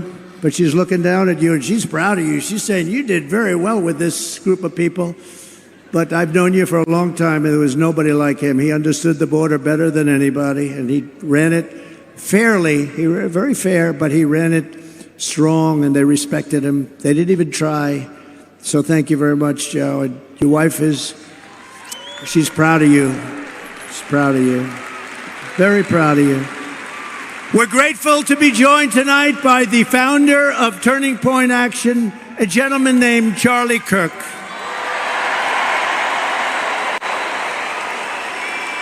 Thank you, Charlie. What a job he does. I said, Charlie, do me a favor. We got this thing won, but do me a favor, make sure they don't cheat. The only way they can do anything is if they cheat like hell, and we've been victims of that. Make sure they don't cheat, Charlie. We don't need the votes. We just want to make sure that they don't cheat.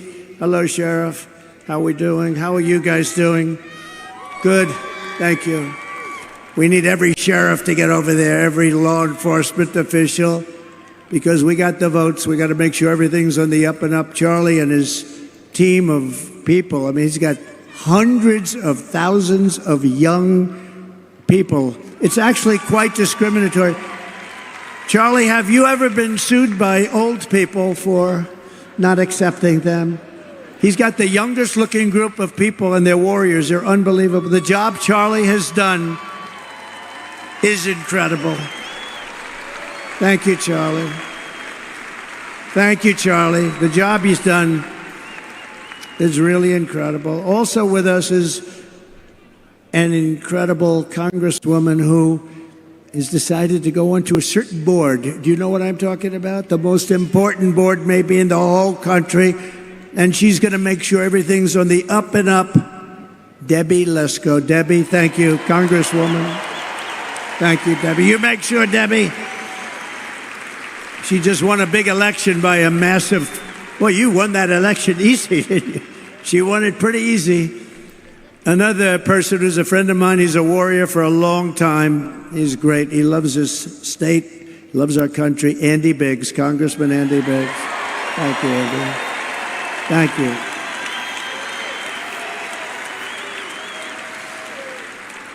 And two other warriors, a young one and a little bit older one, but boy, they are tough. You don't get tougher than Eli Crane and Paul Gosar. Paul Gosar. Great. Thank you, Eli. Great. Great. Beautiful. Great people.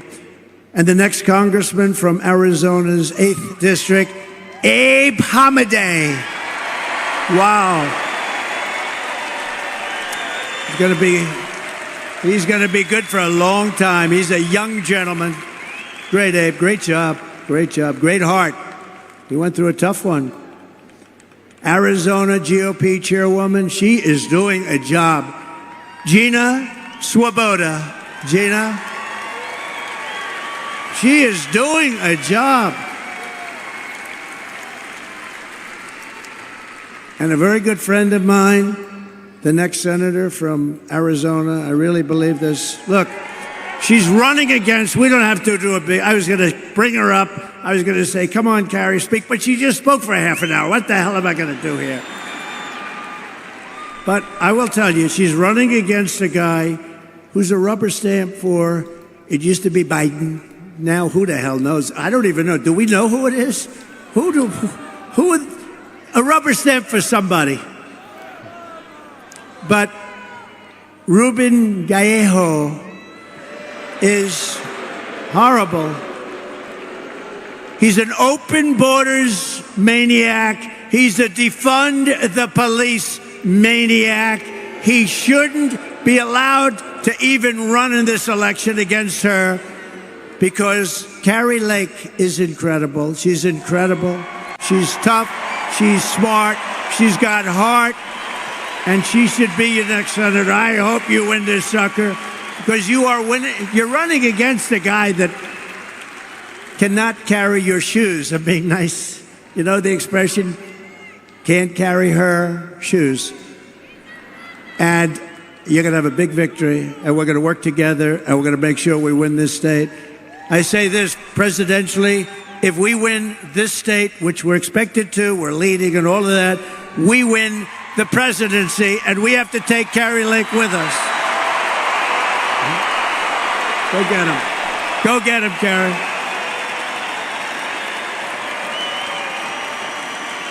Go get him, Carrie.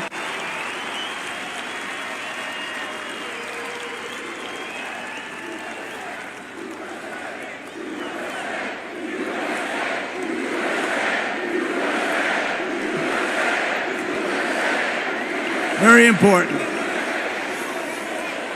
And honestly, and forget, we all know Carrie. She's been a newscaster for 22 years. Everybody knows her. She's she's never had a problem. She's solid as a rock. This guy is a freaking loser. He's a loser. So with that, we'll go on. But good luck, Carrie. We love you. Special.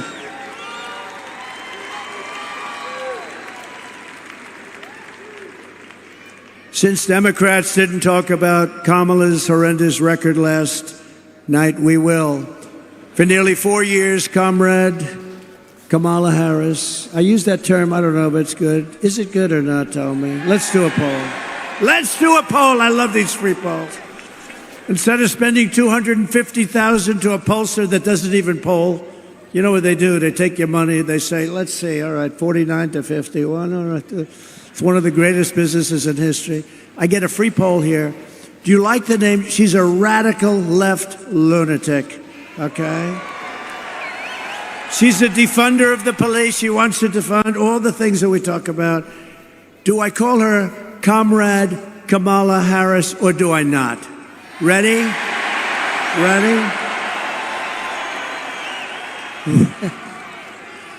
What do I do there? You tell me. You could tell me better than anybody. Okay, ready? I'll say yes or no. Yes.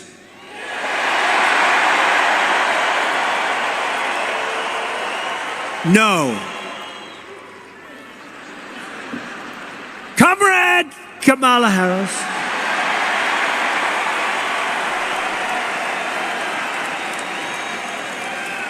Has overseen a nation-wrecking border invasion. This is a nation-wrecking.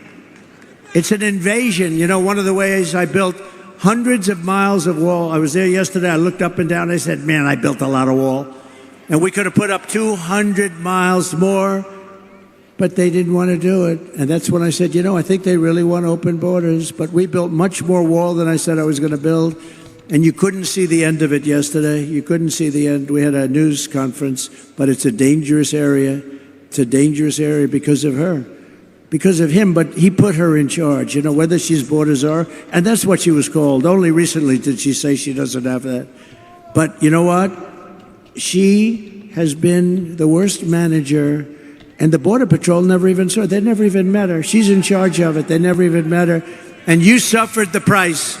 She's allowed at least 20 million illegal aliens into our country, including millions and millions of unvetted fighting-age men from 159 countries. It's no longer just South America. They come from Africa, the Congo. They come from a lot of coming from jails in the Congo. Let me tell you, these people, the nice thing, they make our criminals look like the nicest people on earth. That's how tough they are. They come from the Middle East. They come from areas that we're fighting. They come from enemy terrain. They come from all over the world, and they do come from South America, but not only from South America. 159 different countries in the last year, and they're totally unchecked and unvetted.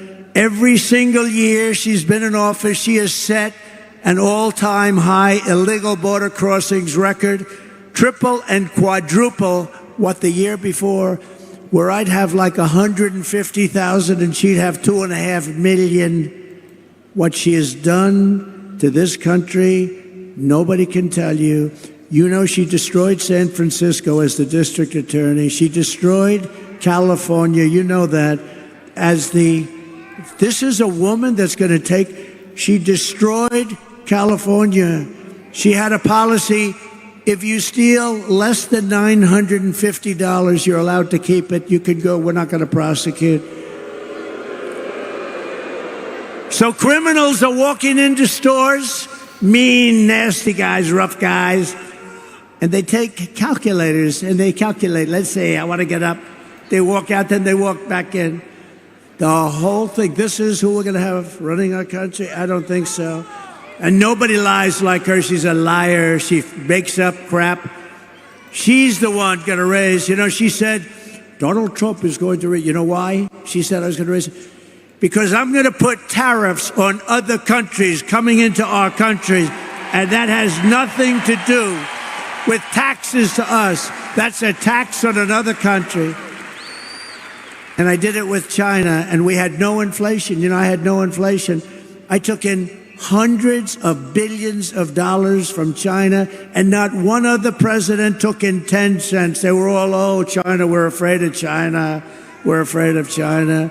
According to a new DHS report, Kamala Harris also lost, and this is impossible to believe. Listen to this. 325,000 migrant children are gone. They're missing. She allowed them to be trafficked into our country. Many of these children are now in sex slavery or they're dead, probably mostly dead. They will never see their homes or their parents again. They were swiped out of their homes. They were taken out of their homes. This is a government number, 325,000 children, sex slaves, or they're dead. Many are dead. Hamas has so little respect for Kamala and Joe Biden, crooked Joe Biden, that the hostages that they're talking about all the time, I believe they're largely gone. I believe they're largely gone. So sad. When you look at what happened, when you look at that attack on October 7th, I believe they're gone, and the reason they're not negotiating, it says Hamas has decided not to negotiate because what they want back are the hostages, and I think those hostages, for the most part, aren't around anymore. And so they said, oh boy, we can't really negotiate because we don't have the hostages. The hostages are largely gone. How sad, how terribly sad. If they feared and respected Joe Biden and Kamala, they would never have killed those hostages. They would have never attacked. They would never have attacked when I was president. Iran was broke. Iran was broke. I told China, if you spend any money on buying oil from Iran, you'll never do business in the United States again, and we're going to put a 200% tariff on you. And Iran was broke, and they had no money for Hamas, and they had no money for Hezbollah. You can check your numbers. Look at it. When my last year, they had no money. We had no terrorism. You know, for 4 years, I didn't have any terrorism. Do you notice that? None.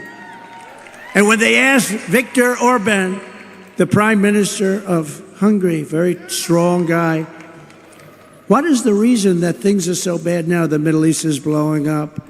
Russia's blowing up with Ukraine. There's wars starting all over the place. Looks like bad things could happen in Taiwan with China. What's the reason? He says, you got to get Donald Trump back as president. You won't have any problems. That's what he said. It's true. It's true. They respected your country. They respected your leader, but they respected our country. Now they laugh at our country. Our country has become a joke. She's provided deportation immunity to the vast majority of criminal aliens living inside the United States and is importing MS-13 gang members, known as the most violent gang of them all, into our cities and into our high school. Think of it, they're coming into our high schools. Kamala has set loose thousands of Venezuelan gang members who, according to law enforcement bulletins, have been given a license to shoot American police officers. You know that, right? Under Harris, ICE deportations are at the lowest level in history, the history of our country. She supports deadly sanctuary cities. Now, of course, she's flip-flopping on everything. You do know that, right? You know that, Joe? She's flip-flopping on everything. Debbie, right? She's a flip-flopper. Andy, she's a flip-flopper. She flip-flops on everything.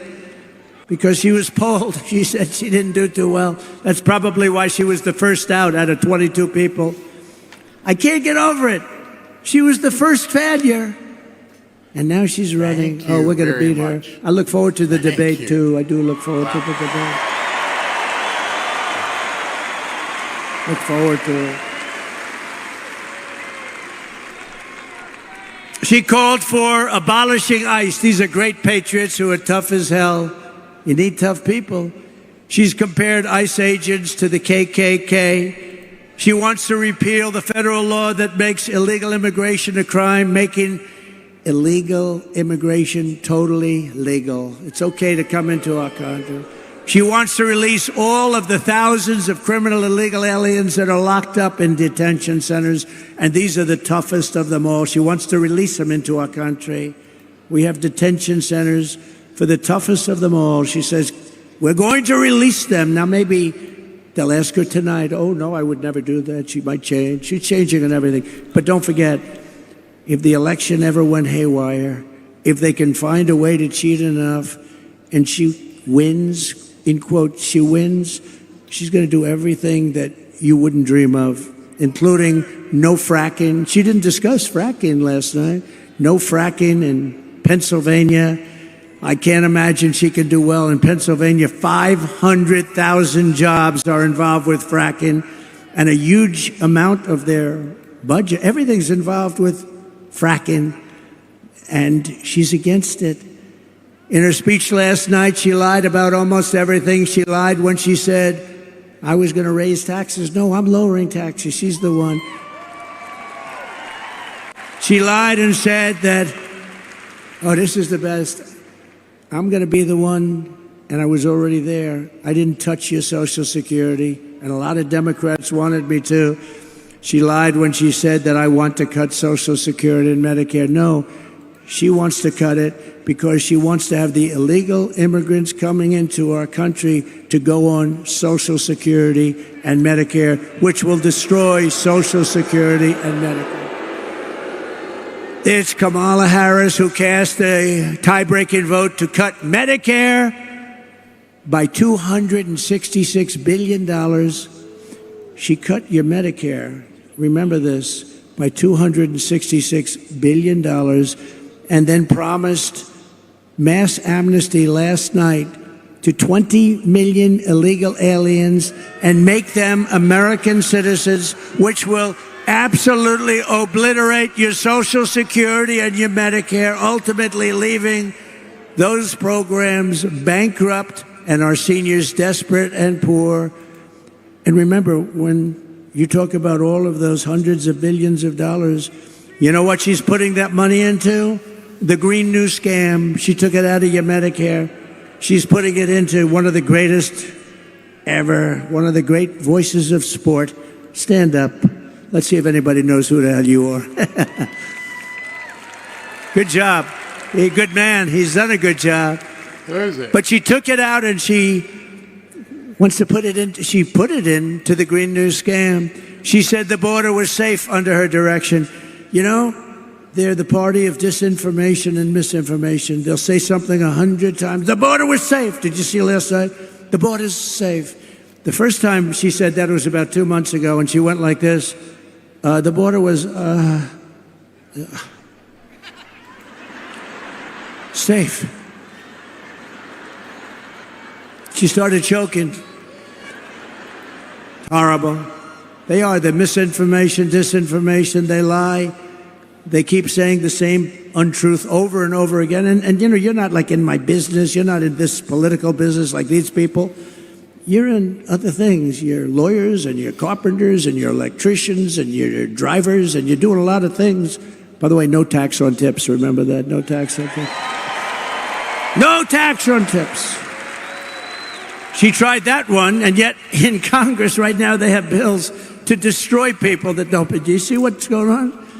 It'll never happen with her. It's guaranteed to happen with me. No tax on tips. But actually, it's the most dangerous and unsafe border anywhere in the world. There's never been a border like it. No country ever. If a country had a border like that, they would fight with sticks and stones if they had to keep the people out. She believes that if you say things enough over and over again, even if they're stone-cold lies, like Project 25, he believes in... I don't even know what the hell it is. I know it's a group of people that got together and they're slightly on the conservative side. And it's unbelievable what they do. It's really unbelievable. She would destroy our country if she was ever elected. Our country will go down the tubes. We'll be in a depression like 1929. We will not have a country any longer. Yesterday, I was at the border with the victims of Kamala's migrant crime wave. One of them is here with us tonight. Michael Morin is the brother of Rachel Morin, who you know about. Rachel was a cherished 37-year-old mom of 5 absolutely incredible children, beautiful woman. Last summer, Rachel was out on a run when she was brutally raped and murdered by an illegal alien who was led into America by Kamala Harris. Let her in. Said, let her in. The animal who committed this heinous crime first killed another woman in El Salvador before walking across the open border. Just walked right in, no problem. He then attacked a 9-year-old girl and her mother in a home invasion in Los Angeles before murdering Rachel in cold blood. Michael, I promise you, in Rachel's memory, we will stop this invasion and we will keep these savage criminals the hell out of our country. Thank you, Michael. Please. Thank you. So sorry, Michael. So sorry. Say hello to your parents and everybody, okay? Thank you. So horrible. We are so sorry, Michael. Thank you for being here. According to her own administration statistics on crime victims, Kamala Harris has presided over a 43% increase in violent crime. These are government numbers, by the way, including 58% increase in rape, 89% increase in aggravated assault, and 56% increase in robbery. During the riots of 2020, she encouraged her followers to donate to bail criminals, looters, and arsonists and killers. People died, including Sean Michael Tillman, a dangerous repeat offender who went on to shoot and kill a Minnesota man 6 times in the head. He shot him 6 times in the head and torso. And Kamala let him out, let him go. While Kamala Harris was DA of Sanctuary City, San Francisco, 20 years ago, maybe the greatest city in the world. Today it's unlivable. She ignored the pleas of victims' family. Please, please please don't do this to us. And refused to seek the death penalty against an illegal alien MS-13 gang member, one of the worst murderers they've seen in years, who murdered an innocent man and his 2 sons and didn't even remember he did it. As California Attorney General, she redefined child sex trafficking, assault with a deadly weapon, and rape of an unconscious person as a non-violent crime. Comrade Kamala Harris destroyed single-handedly, with some help from the worst governor in our nation, Gavin Newsom, both San Francisco and California itself. He's a terrible governor. What a governor. For years, but she might have picked a worse one.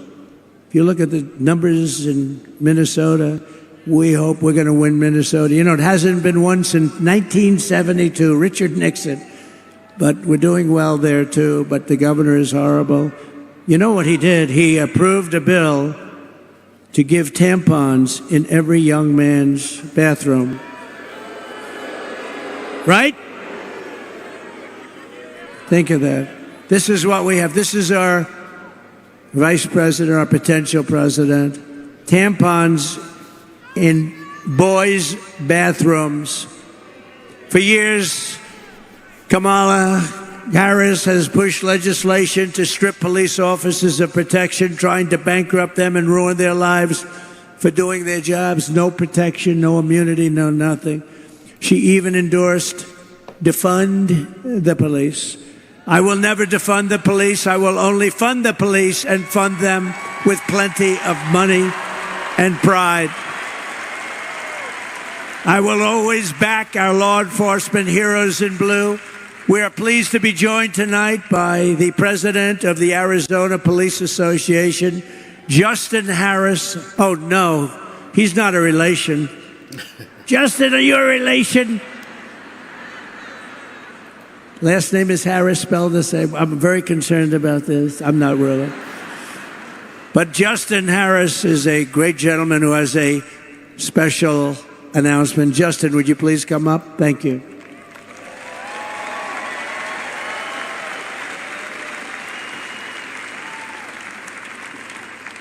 It's an interest.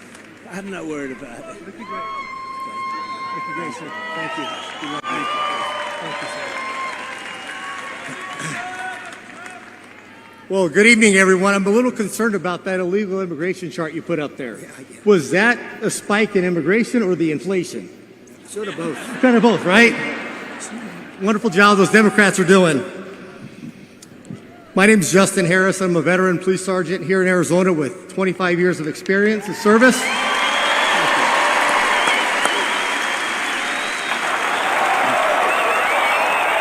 And I also have the privilege and the honor to serve as the state president of the Arizona Police Officers Association.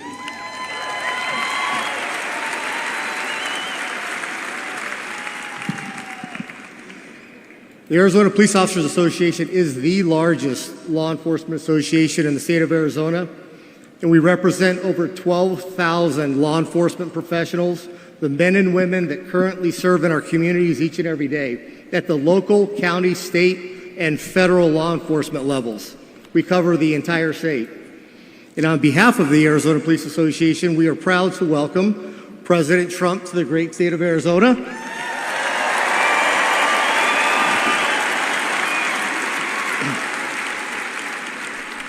And to the wonderful city of Glendale, home of Luke Air Force Base. Folks, these men and women in Luke fly those beautiful F-16 Fighting Falcons of the 309th Fighter Squadron and those beautiful, beautiful F-35 Lightnings. Nothing like hearing those jets flying overhead, which that's the sound of freedom and American ingenuity.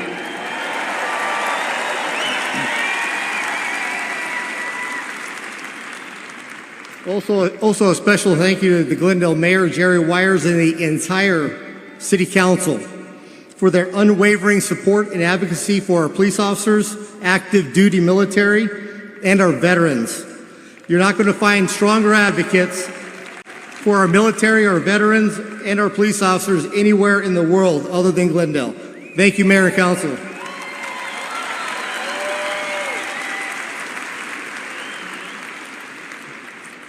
Also, I wanted to give a special thanks to the men and women of the Glendale Police Department, the best and most professional police department in the country.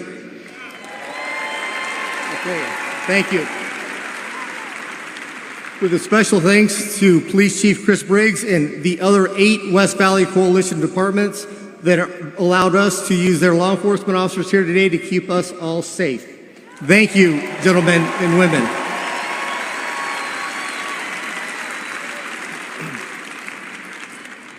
Law enforcement today is perhaps the most complex occupation on earth. It's an honorable profession of service and commitment to others, those who step in the gap between good and evil and to protect our communities, and we do so knowing the risk. Officers are required to make split-second decisions under the most uncontrolled, chaotic, and stressful situations, often at great risk to their own personal safety. Given the literally millions of contacts between officers and the communities annually, with a few exceptions, officers make those decisions correctly as trained and in accordance with the law. But high profile does not mean high frequency. Currently, in this day and age of instant information, social media, and videos, there's an unrealistic expectation of absolute perfection. It is not possible to be perfect every time because we hire from the human race. People are not perfect. Good people can make mistakes. However, the constant orchestrated villainization of police officers has eroded the public's trust. It has encouraged an air of obstinance, disrespect, and assaultive attitudes and behavior towards police officers.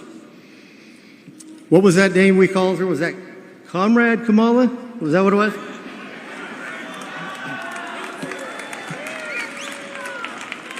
Kamala, Comrade. Well, what we do know is she supported defunding the police, and the best term is they wanted to reimagine policing. I don't know what that means. She is part of the radicalized movement to degrade public safety and make our communities less safe. In contrast, under President Trump's first term in office, he always had our backs. Thank you for that. Thank you.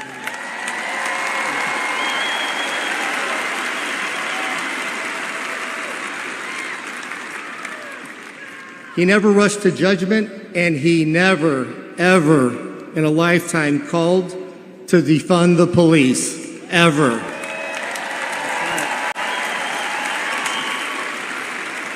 And we owe him a debt of gratitude for that.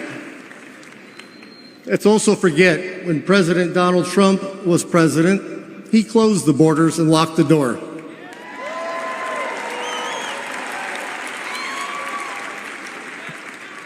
Border Czar Kamala Harris opened the door and let everybody in.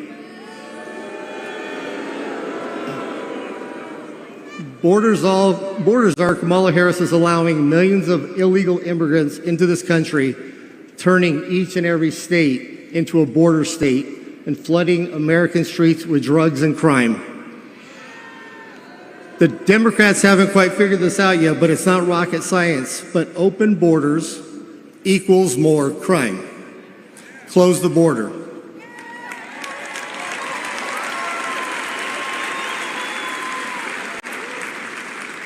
And my gut tells me that there's a gentleman standing up here on stage today that's going to do exactly that.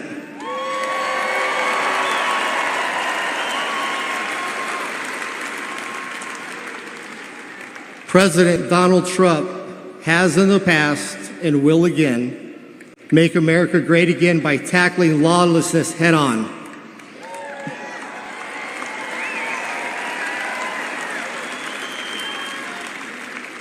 Ceasing the endless flow of illegal immigrants across our southern border and ensuring that police departments across the country have the funding, the training, and equipment necessary to do our jobs. And he's not going to reimagine us doing that.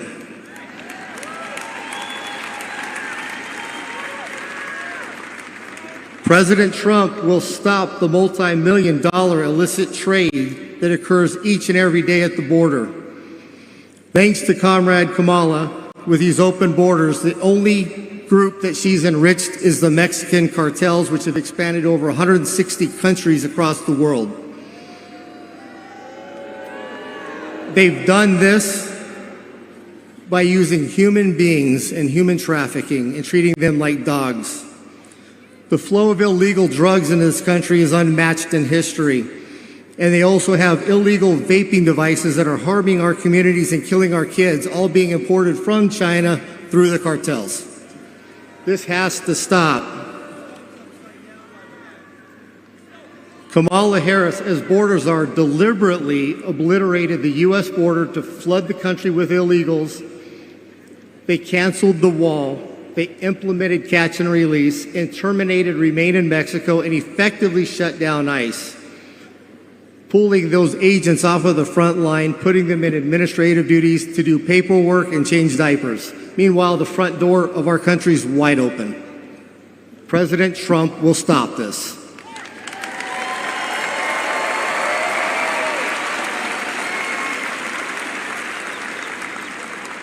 I've got a serious question.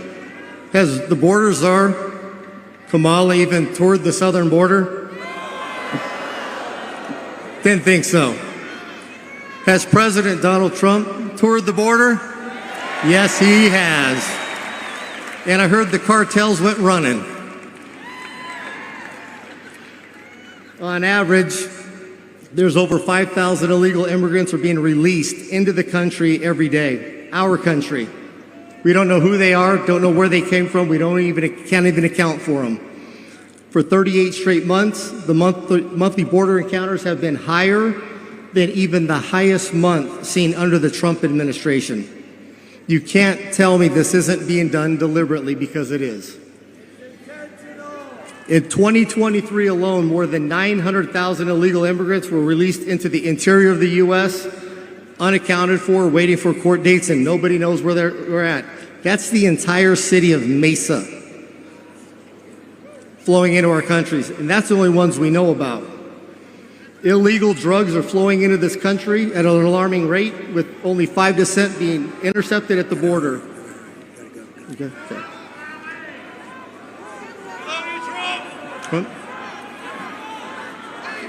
You got it.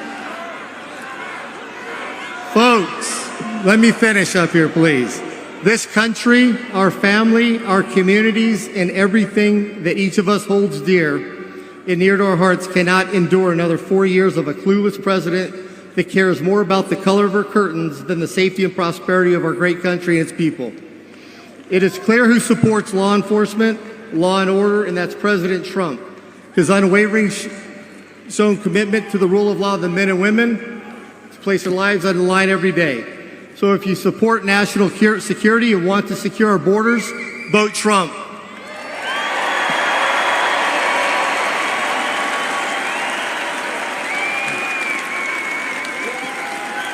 If you support law enforcement and safe communities, vote Trump. If you support getting our country back on track and making America great again, vote Donald J. Trump for president.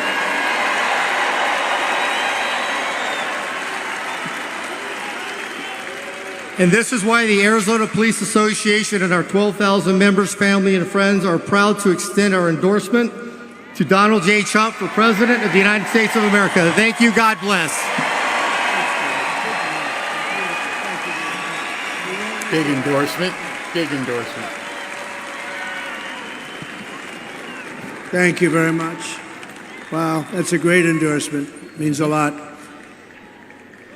So just in closing, I want to say that from the moment we take back the White House from Kamala Harris and crooked Joe Biden, crooked is a $4 bill, used to say $3 bill, now we say $4 bill. I believe we're going to have the 4 greatest years in the history of our country.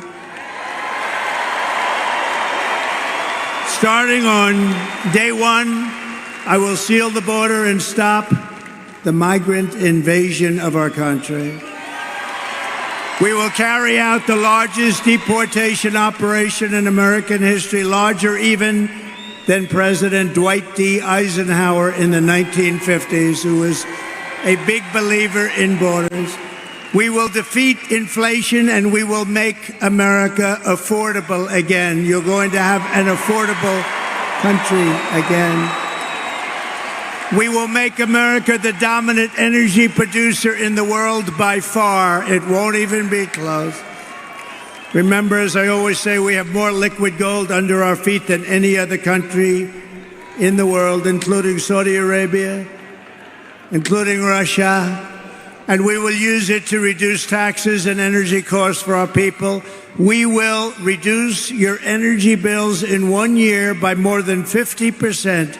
That's here and that's everywhere in the country. And that includes heating, air conditioning, electricity, and gasoline for your car. I will turn the United States into a manufacturing superpower more than it has ever been, ever before. We will bring back jobs to America. We will no longer allow foreign countries to take our jobs and to steal our wealth. We will make our own products and we will buy far less from foreign countries than we are buying right now. We're going to make it here. Other countries that make us pay a tax to do business with them will be charged the same tax when they send their product into the United States. It'll be called the Trump Reciprocal Trade Act. And if China or any other country charges us a 100% tax or tariff, then we will charge them a reciprocal tariff of 100 or 200%.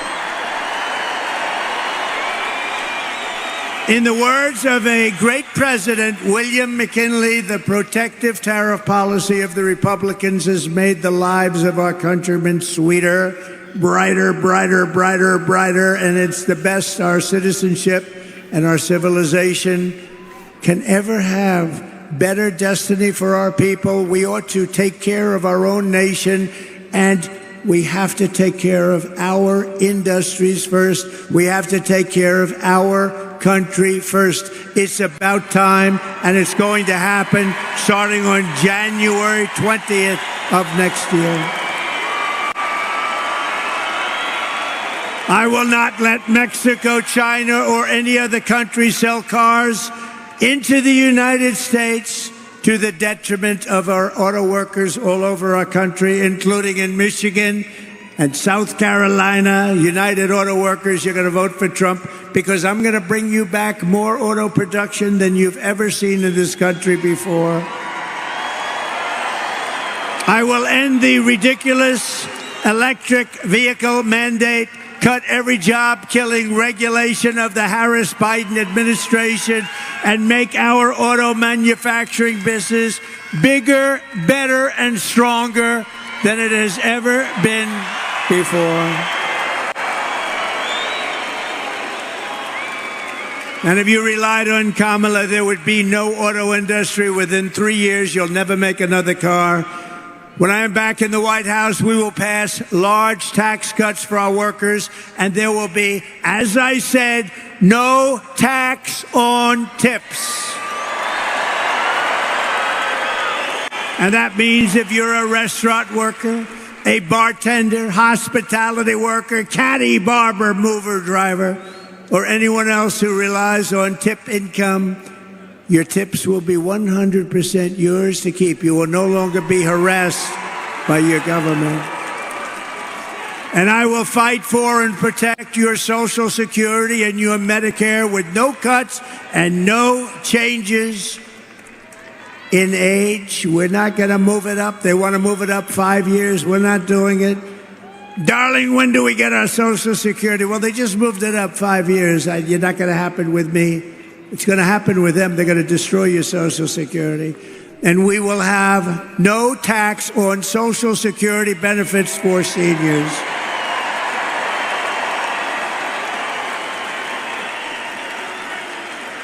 They destroyed our seniors and everyone else with their horrible inflation. and then they give you small dollars with Social Security and they want you to pay tax. I don't know. We don't need it. We can do it. We have so much else, including that liquid gold. Oh, we're going to go hunting for liquid gold.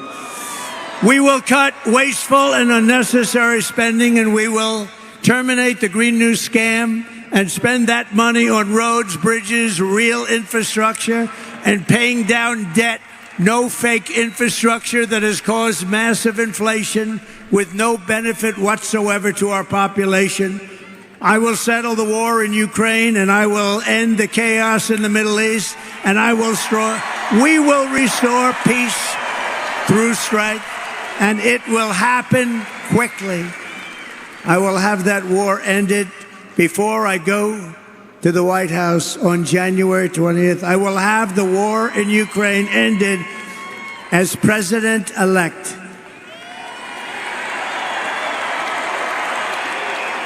And we will end the weaponization of government against the American people, including myself, by the way.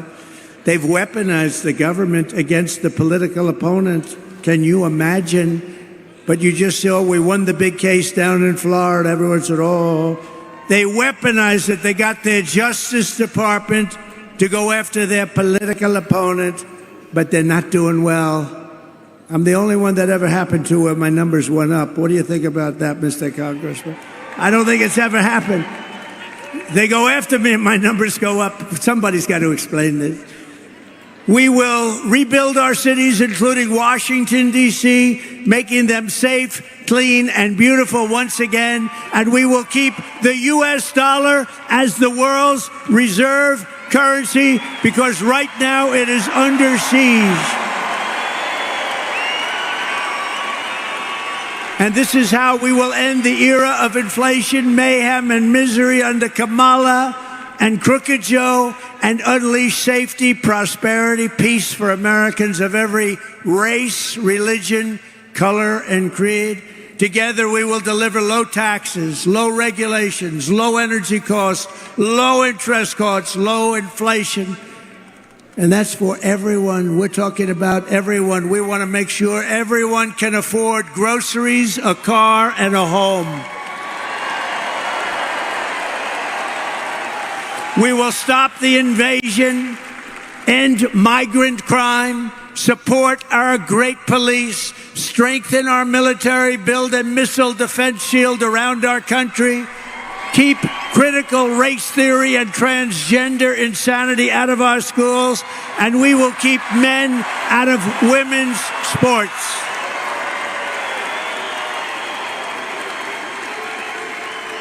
We will defend the Second Amendment, and we're going to restore. Those people don't allow it.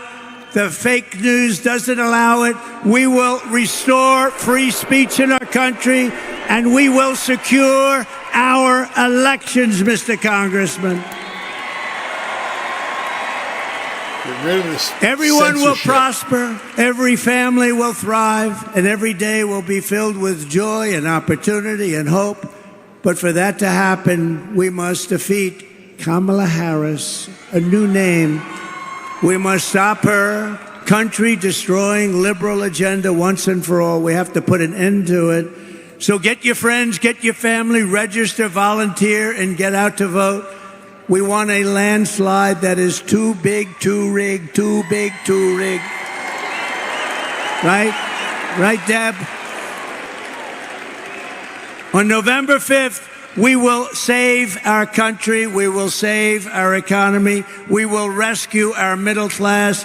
We will reclaim our sovereignty and restore our borders. We will put America first, and we will take back our country. And together we will make America powerful again. We will make America wealthy again. We will make America strong again, so strong. We will make America proud again. We will make America safe again. We will make America free again. And we will make America great again. God bless you all. God. All right, had to cut the Village People song there. But it looks like he went for about, I'd say, right around 90 minutes. Looks like he went. Amazing crowd. Probably the best rally I've ever seen, going all the way back to 2016. Obviously, having RFK Jr. come out just brought the house down. I got to tell you, and many of you know my background is in marketing and advertising.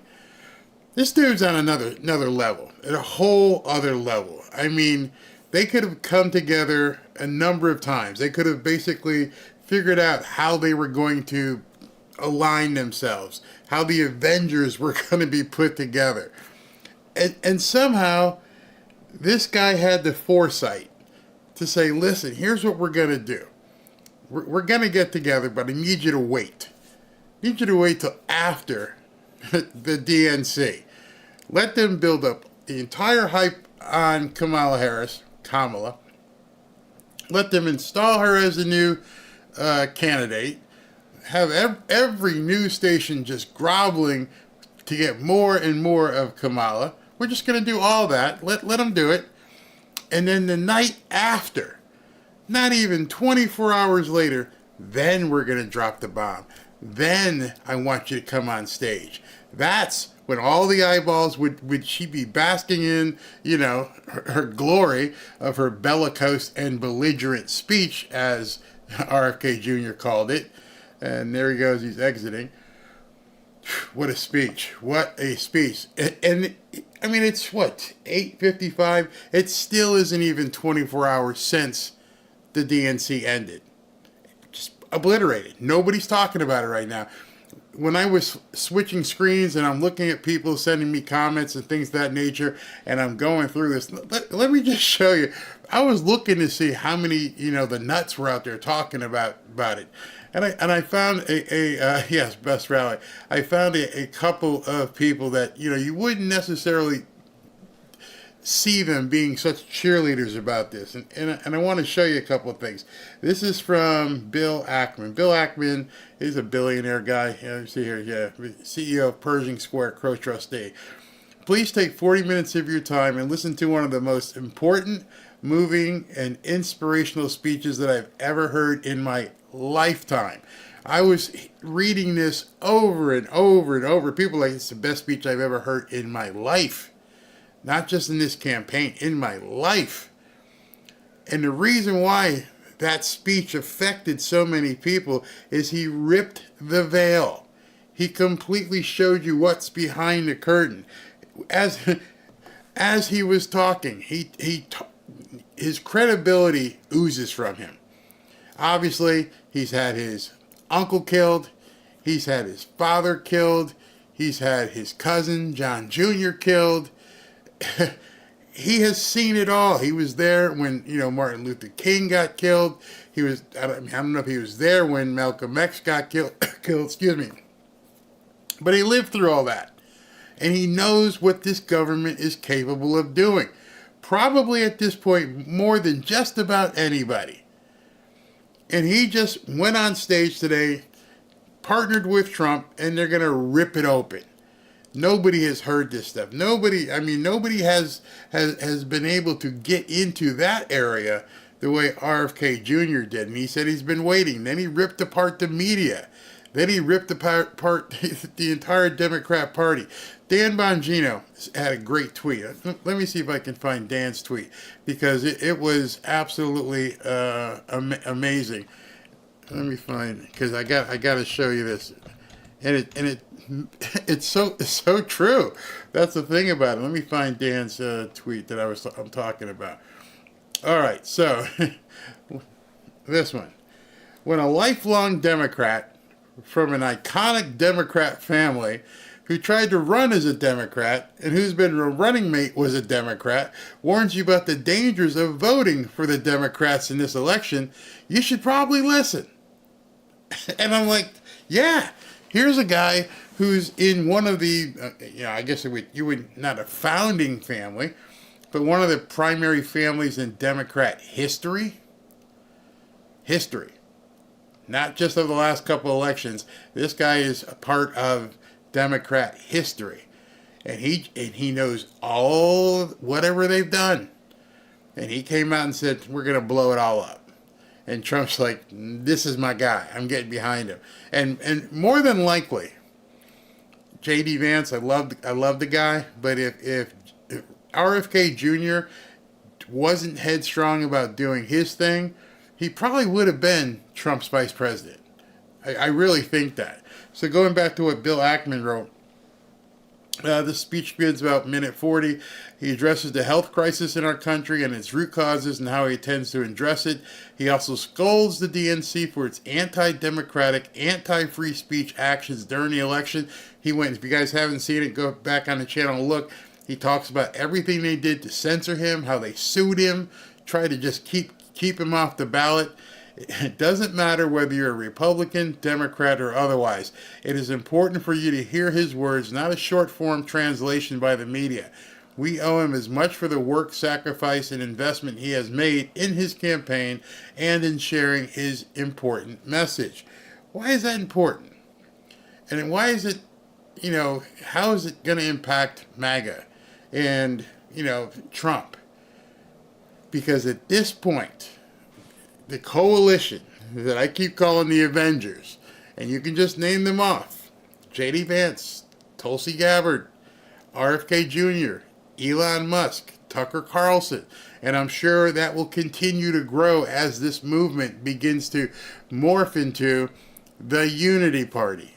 The Unity Party has destroyed the Democrats. And it's going to hurt the Republicans, because you either get on board and stop with the rhino crap, or you're going to get run over.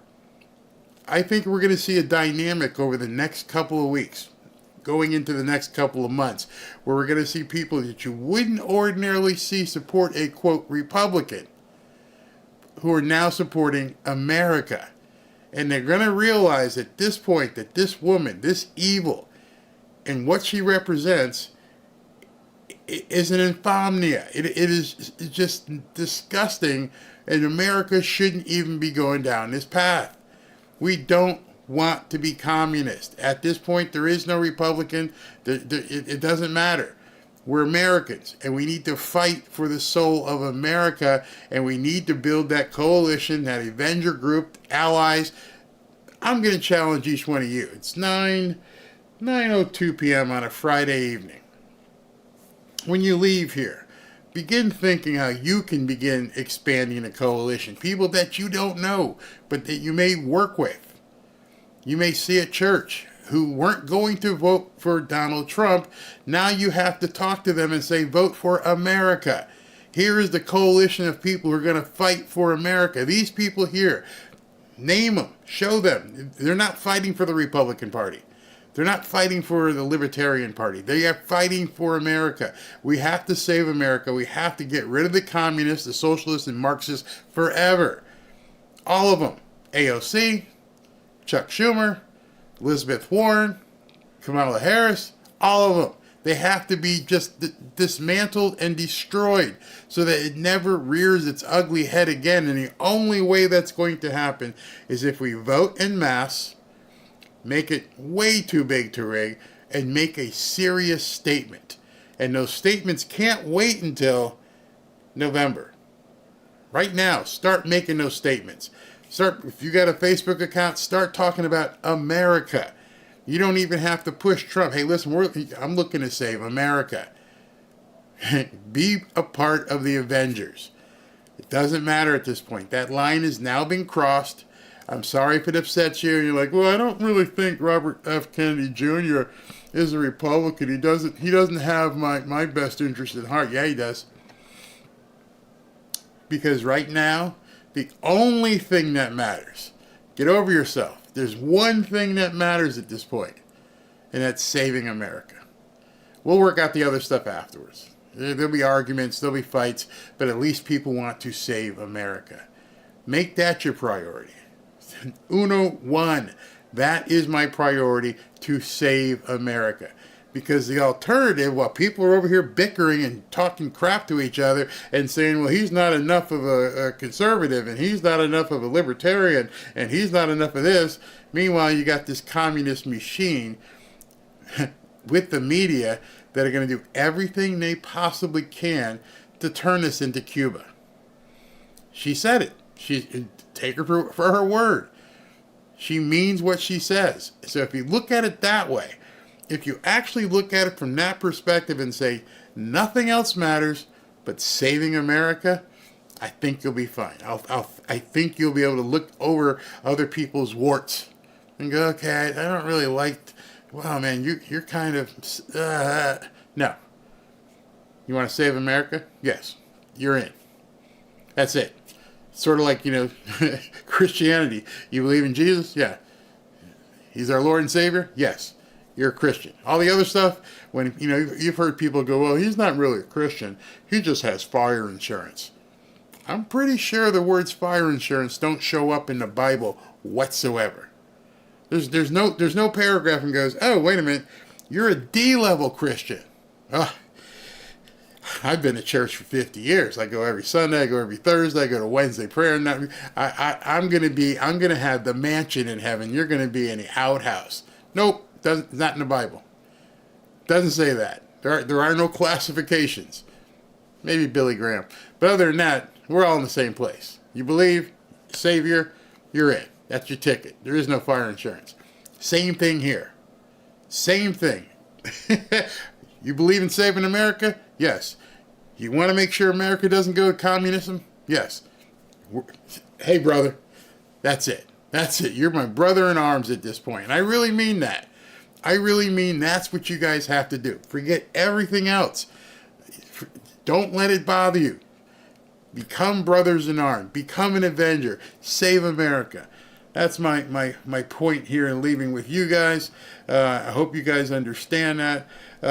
What I have to do, as I'm beginning to do, because I have to begin notifying everybody, I'm going to just read off the super chats and make sure that every single person gets recognized.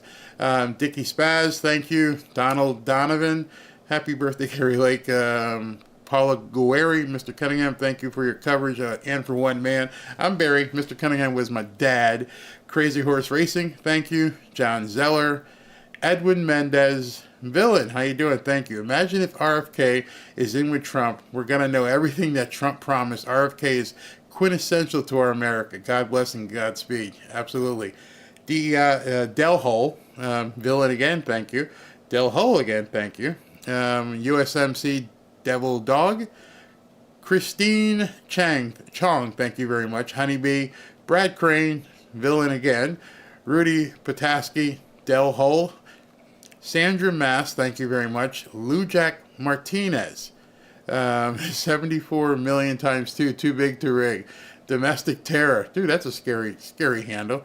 Hey, Cindy, thank you. Lou Jack Martinez, Mark Pointer, Paddlefoot, thank you very much.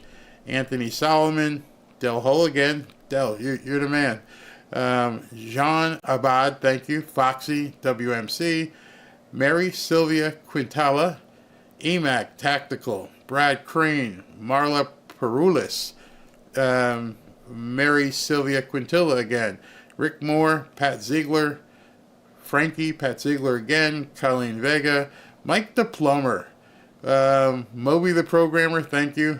B-Man, thank you very much. That's huge there. Okay, Mary Doyle, William Taylor, Amber Caruth, and Amber Caruth twice. Thank you all very, very, very much. Merce Jeff just came through. Do me a favor, hit that like button. Tomorrow I'm going to do a video. The video tomorrow is going to be what should have been tonight. Tomorrow I'm going to go live at about, 5:30, 5 o'clock or so. I'm going to do the updated polling between Kamala and Donald Trump. This is before today and after. I don't think they've updated yet. So it's going to be whatever's been going on this week. They've been hiding numbers. They're in a really big problem because they've been hiding these numbers, and people now can see that they're hiding numbers. How many people were on that feed with RFK?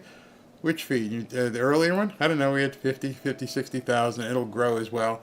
Great video, Barry. Thank you all very much. So I want you guys to go have some fun. get with your loved ones, maybe go eat some dinner, spend some time with people, and fight for America. That's your challenge right now, is to overlook people's warts and fight for America. Talk to you guys tomorrow.